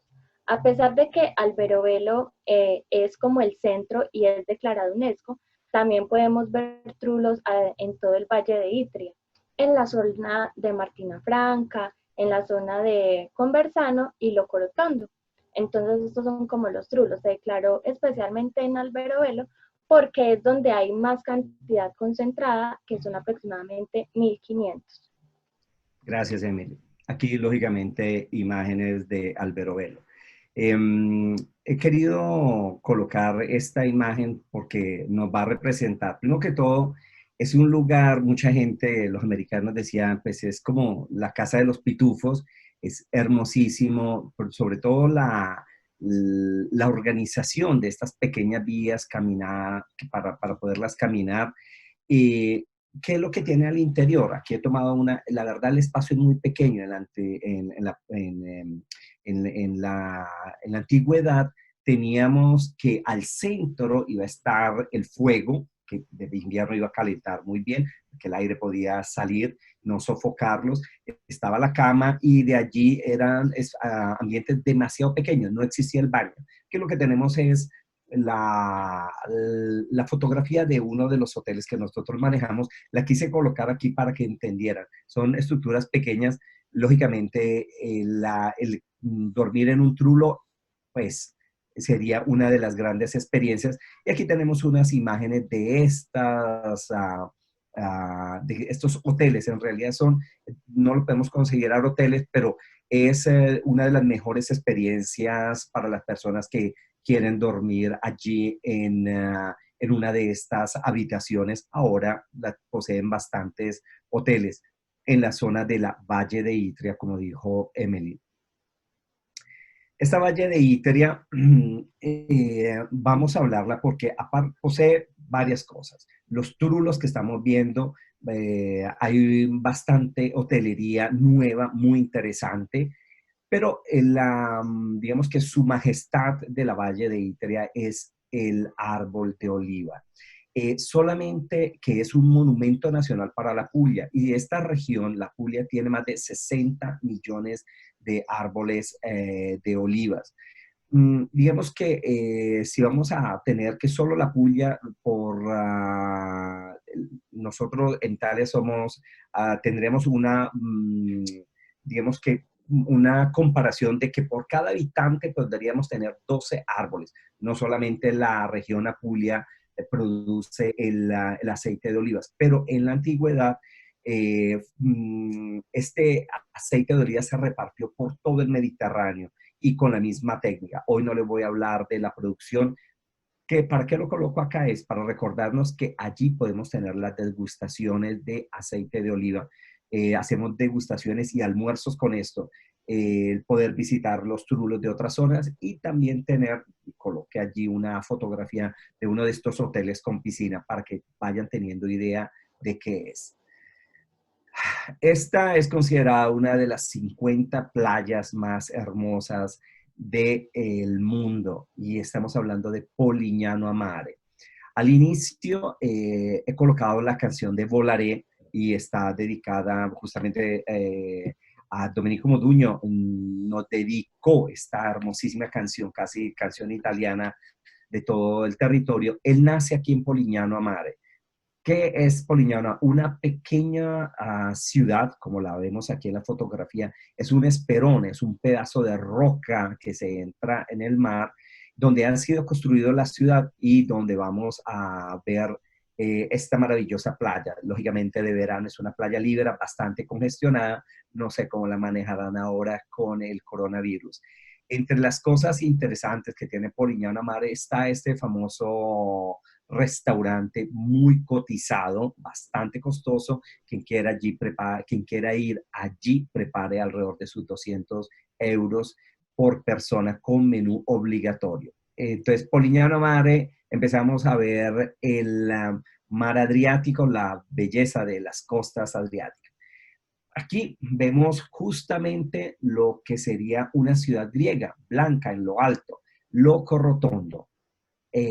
Dos cosas importantes, la famosa Tierra Roja, la ciudad en circunferencia y sobre todo la producción de vino. Loco Rotondo es la ciudad del vino, me encanta el vino blanco. Aquí tenemos una foto aérea donde vemos estas ciudades agrupadas, su centro histórico, maravilloso para visitarlo también en los periodos de invierno, esos meses de noviembre, ir a visitar Loco Rotondo en el mes de diciembre. ¿Por qué? Porque el clima nos lo va a permitir. Aquí tenemos unas temperaturas muy agradables en los meses de noviembre y hasta diciembre. Entonces, como ven, los trulos no nos van a faltar por ningún lado. Este es un recorrido, como diría alguien, para ir a pueblear. Brindisi, otra de las ciudades más importantes de la Puglia, donde está el segundo aeropuerto, es una ciudad donde muchas personas se embarcan para ir a Grecia. Me encanta hablar de Brindisi porque en Brindisi terminó la famosa Vía Apia. Es la vía que desde Roma llegaba a, digamos que era la autopista construida hacia el Adriático. Entonces era como salir del mar Tirreno hacia el Adriático y de allí podernos ir hacia Oriente. La famosa Vía Apia termina justamente allí en Brindisi. Otro lugar hermoso para visitar, Martina Franca. Como vemos, son ciudades blancas, son ciudades griegas, con una mezcla de este barroco y comenzamos a ver la piedra blanca con la que se está construyendo. El blanco es para favorecer las temperaturas, lo que hablábamos de los trulos, pues que el blanco no va a permitir que, digamos, el sol entre directamente a las habitaciones, sino nos mantenga las habitaciones frescas en el periodo de verano. De Martina Franca nos vamos ya en la provincia de Brindisi, nos vamos para Ostuni, otra de los lugares donde nos encanta presentar las degustaciones de vinos, de productos típicos. Esta es una de las ciudades que nos sirve de parada para cuando iremos a visitar Matera. Entonces, tengámosla presente, que lo vamos a ver luego en un mapa. Nos vamos hacia la parte superior de Bari, vamos yéndonos hacia el norte. Y aquí vamos a encontrar, me estoy equivocando, vamos a Monopoli, muy pegada de Polignano a Mare, me confundieron los arcos, que también lo tiene el otro. Monopoli, como digo, no es un juego, es una ciudad, el nombre ya es un nombre griego. Aquí es verdaderamente escoger dónde nos vamos a ir. Sí, vamos a irnos a hacer un recorrido por todas estas pequeñas localidades. Entre ellas las distancias van a estar entre 20, 30, máximo creo 40 minutos. Es un recorrido por la Puglia, es ir a pueblear, que sería una cosa muy interesante, pasando por toda la historia de lo que tenemos. Llegamos hacia la parte del sur, Lecce, no leche como la que tomamos, sino Lecce. Es una ciudad, lógicamente, de origen griego, posteriormente romano. Aquí estamos viendo dos de sus monumentos importantes, considerados patrimonio para la humanidad por la UNESCO, y es el anfiteatro de Augusto, que podía tener una capacidad de 25,000 personas.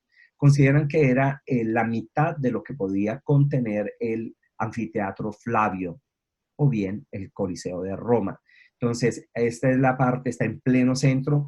Fue descubierto, tenemos solamente una tercera parte del anfiteatro descubierto, las otras dos partes lastimosamente ya habían construido encima.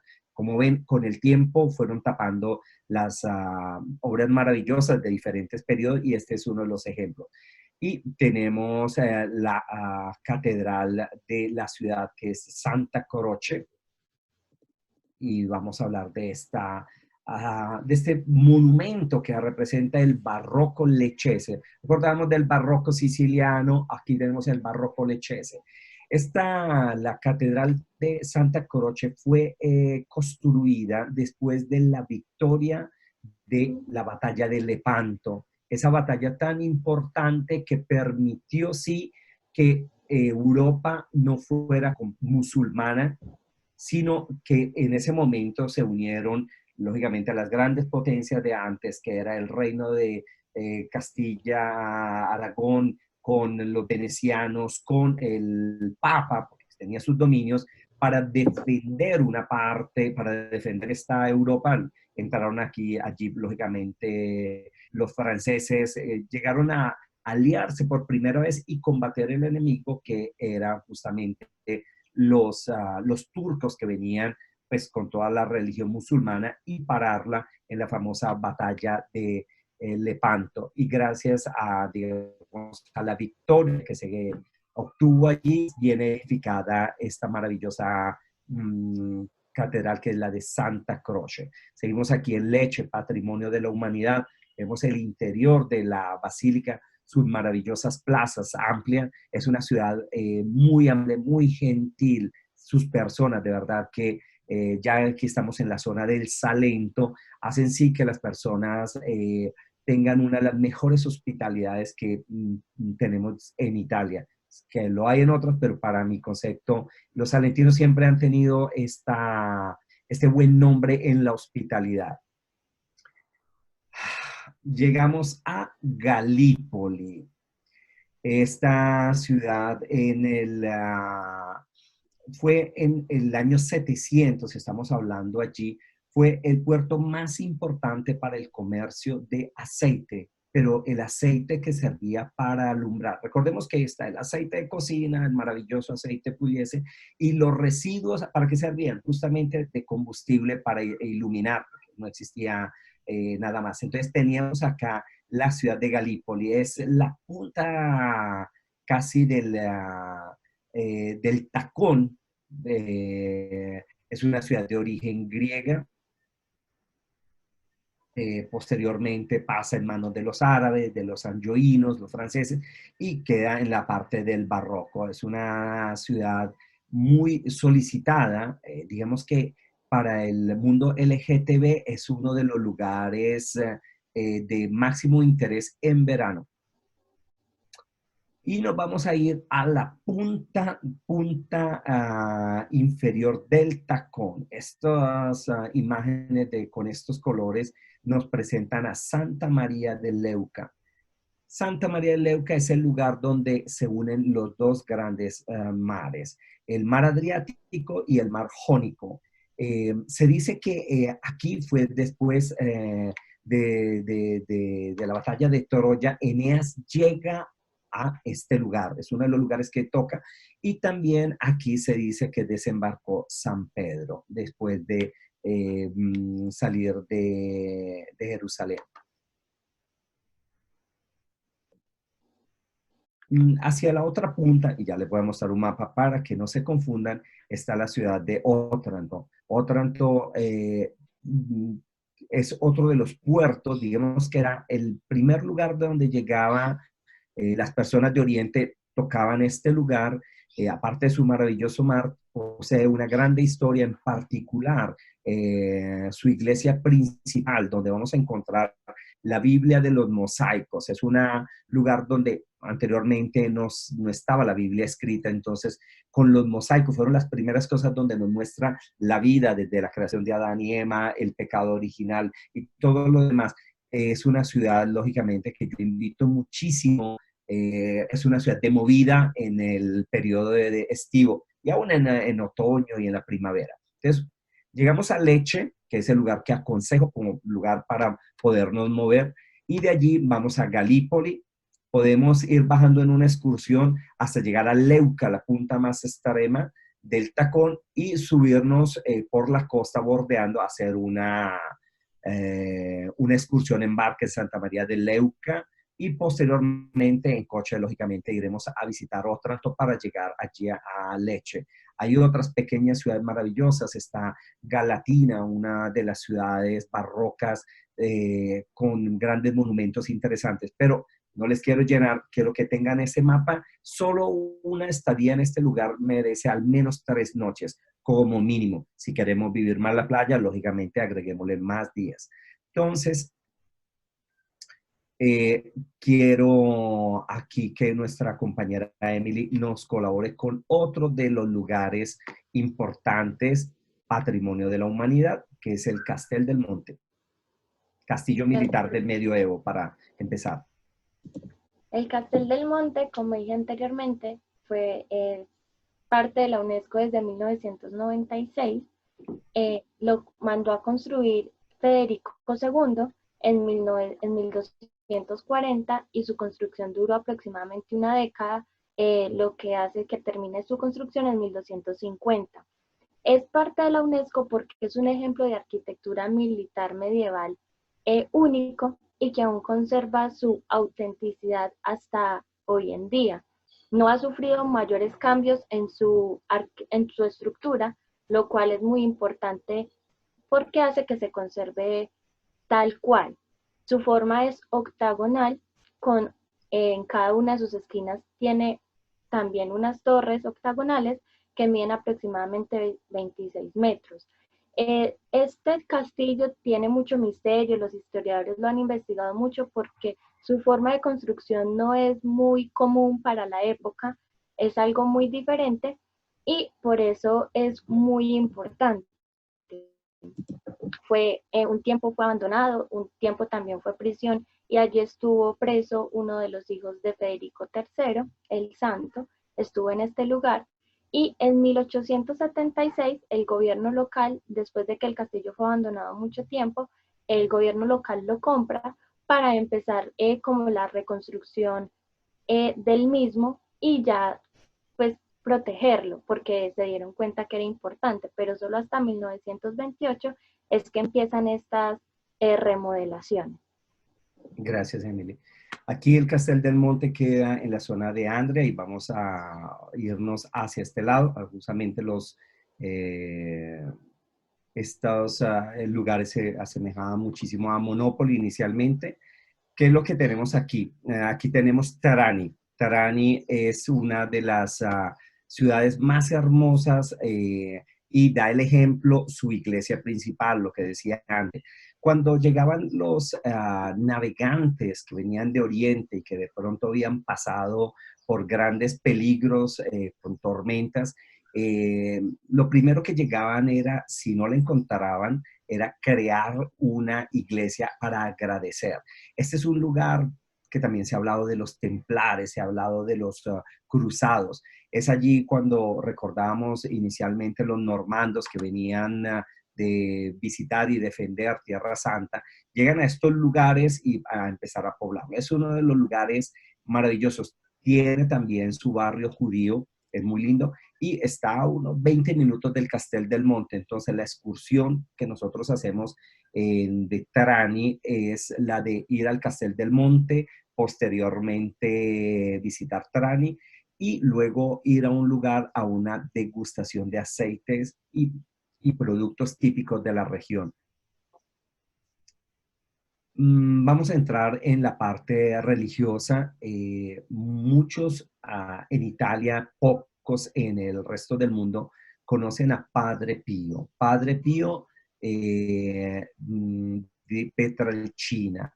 Padre Pío llega a fundar, después nace en Pietrelcina, que es Campania, y se dirige hacia San Giovanni Rotondo. Vemos una foto de la antigüedad de lo que era inicialmente el santuario, posteriormente, y gracias a las donaciones que se tuvieron allí, se pudo construir esto.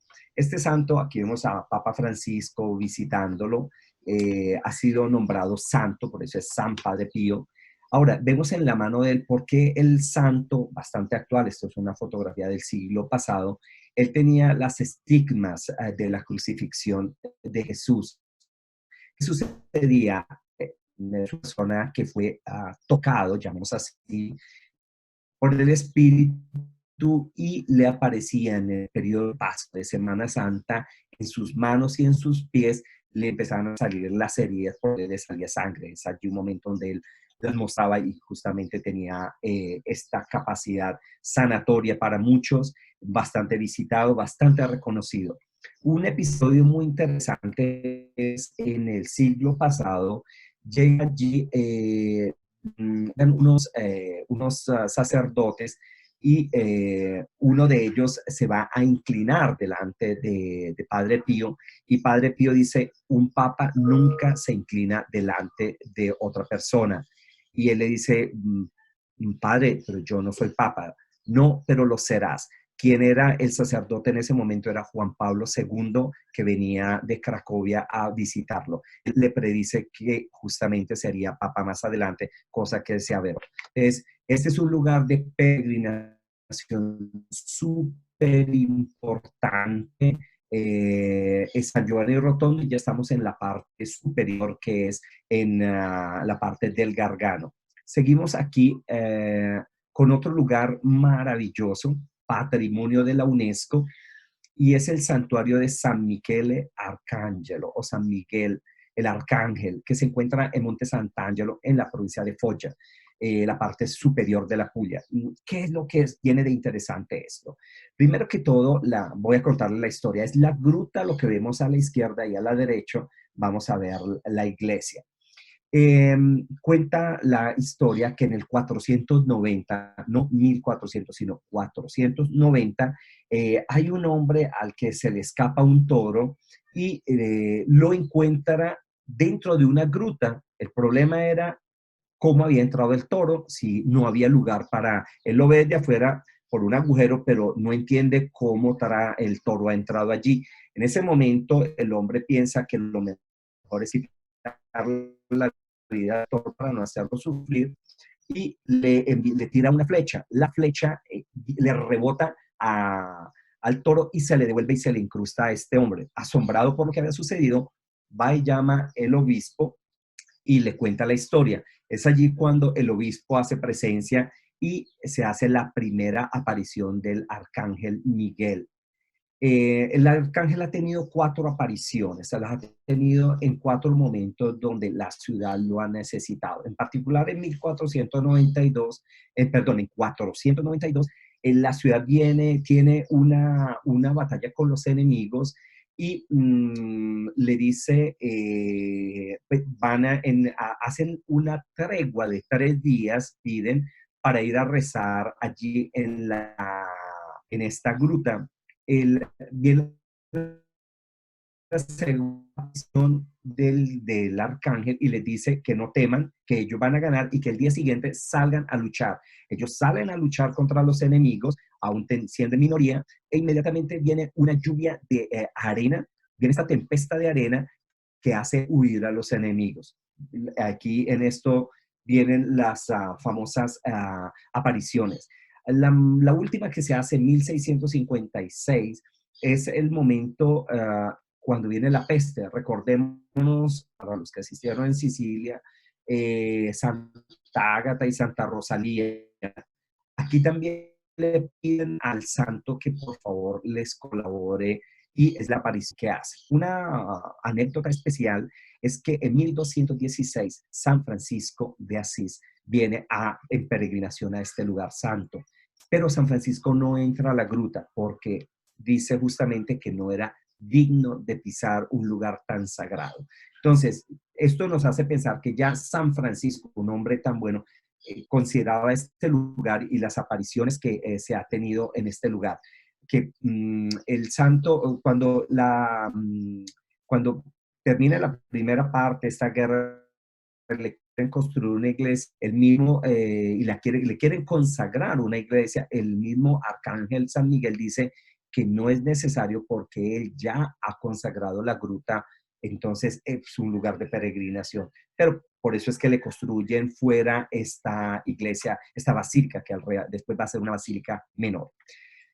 Es una historia muy linda. El Gargano lo vamos a representar rápidamente, son el mar, Vieste, que es uno de estos esperones, de estas rocas que salen hacia el mar. Es uno de los lugares para visitar. Es un lugar que tiene su parque natural, patrimonio de la UNESCO, y muchos lugares. Entonces, la Puglia y los acumulados, en la parte norte el Gargano, una parte mística religiosa, el centro, llamemos Bari, la Valle d'Itria, y el Salento. Vamos a ver si hablamos de algo que nos interese. Hay una cosa muy linda que se hace de verano y es la noche de la Taranta o la noche de la Pizzica. Es el baile. Digamos que si tengo que decir en Italia, uno de los lugares con mayor musicalidad es justamente la Puglia, justamente con este baile para mujeres. Era algo que supuestamente la taranta era una araña que picaba a las mujeres que trabajaban en el campo y que luego venían como poseídas. La única manera de quitarles esto era hacer sonar un instrumento en repetición. Luego se viene con el tiempo variando la situación y ya se convierte en un evento muy especial para los puglieses y para toda Italia, y es participar en la Noche de la Taranta. Es una noche de baile, de música muy animada en el verano. No puedo dejar de hablar de los maravillosos vinos de la Puglia, vinos blancos, los vinos tintos, en especial, hablamos del vino de Loco Rotondo, un vino que amo muchísimo. Hay tanta cantidad de vinos allí. Hablo de ese y hablo del famoso Primitivo. Primitivo porque es el vino rojo, el vino tinto, es el vino que con las primeras uvas oscuras para salir este maravilloso vino.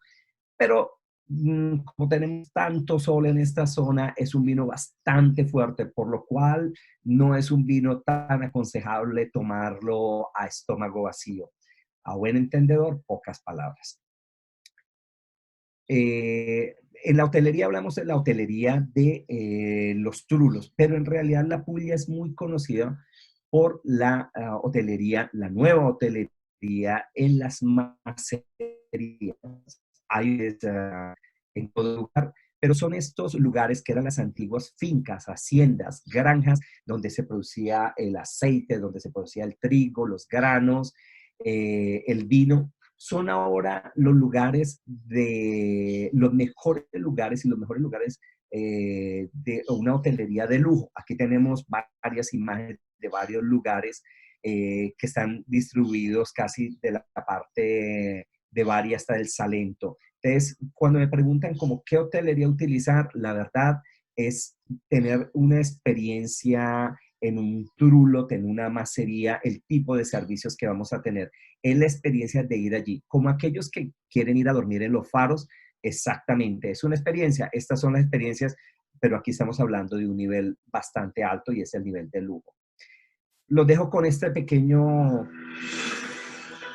toque gastronómico.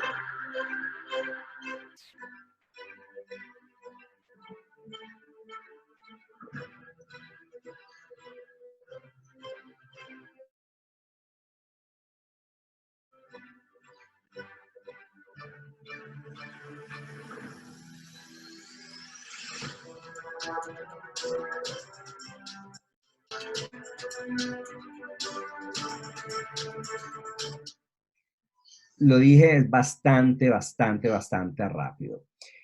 Vemos aquí la Puglia Bari, muy cerca de Bari. Digamos que ya tenemos los linderos con la región Basilicata. Vamos a hablar rápidamente y casi terminamos con esta parte.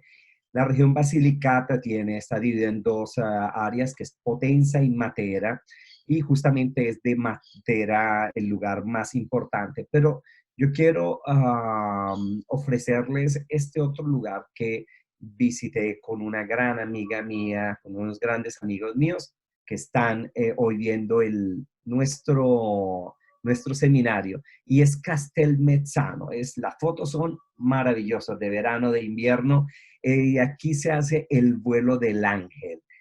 Como lo ven, con una cuerda de acero se atraviesa de un punto de un pueblo que es Castelmezzano a otro.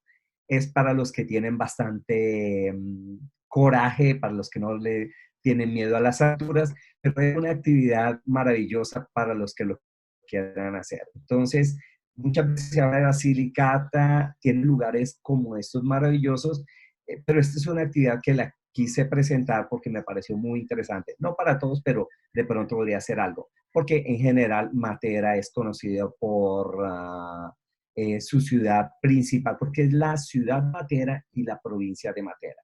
Este es Matera, patrimonio de la UNESCO.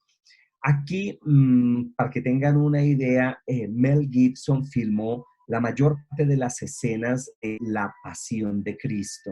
Es un lugar, fueron las cavernas, en parte prehistóricos, los lugares prehistóricos y donde se vivía anteriormente, era utilizando este tipo de roca donde ellos podían ir raspando y creando las áreas de sus casas. Es allí donde vivían en los tiempos antiguos y hasta 1960, 70 todavía vivía. Después de este patrimonio de la humanidad, el año pasado, en el 2019, la ciudad fue la ciudad europea de la cultura. Es una ciudad que es bastante visitada. Ahora, lo que nosotros hacemos, siempre aconsejamos, es quedarse allí, porque visitarla allí, hacerla degustación de sus productos, de gastronomía, de sus vinos maravillosos allí en Matera. Con esto terminamos un poco esta Magna Grecia, Campania, Apulia y la Basilicata, en particular con Matera. Ahora ya podemos irnos preparando, digamos, a la parte de las preguntas, pero antes les voy a dejar este mapa, que es lo que nosotros tenemos en nuestro itinerario de las joyas del sur, la Magna Grecia, el Tacón de Italia, y es hacer toda la parte de Nápoles, la costa amalfitana, las islas, lógicamente Caserta, Pestum, atravesarla, porque podemos irnos allí, llegar a visitar Matera como primera parte y posteriormente dedicarnos a la Puglia. ¿Cuánto tiempo necesitamos? Todo depende de cuánto tiempo tengamos a disposición y de qué nos interese. Ya dijimos, si no se quiere hacer las dos, se quiere hacer solamente la Puglia, tenemos vuelo directamente de Roma a Bari, de Milán también, y también vuelo a Italia hacia Brindisi. Porque es aunque la veamos pequeña, es una región bastante larga y son las distancias las que nos pueden engañar y pensar que todos los pueblitos los vamos a visitar en un mismo día. Es escoger lo que queramos hacer. Entonces, digamos que es el itinerario que nosotros estamos planificando y ya tenemos en nuestra página en internet y en nuestros catálogos. Lógicamente, muchísimas gracias a ustedes, a mis compañeras que me han colaborado en esta exposición. Y desde este momento quedo a disposición para cualquier tipo de preguntas que puedan tener. Pido disculpas si me llegó a faltar algo. En realidad tendría muchísimo tiempo. He visto los programas importantes en la televisión donde le han dedicado solamente a una zona 2 horas, pero no podía, por obvias razones y por tiempo, hablar de todo. Les he dado solamente como unos aperitivos de las cosas que más nos llaman la atención para una clientela latinoamericana. Muchísimas gracias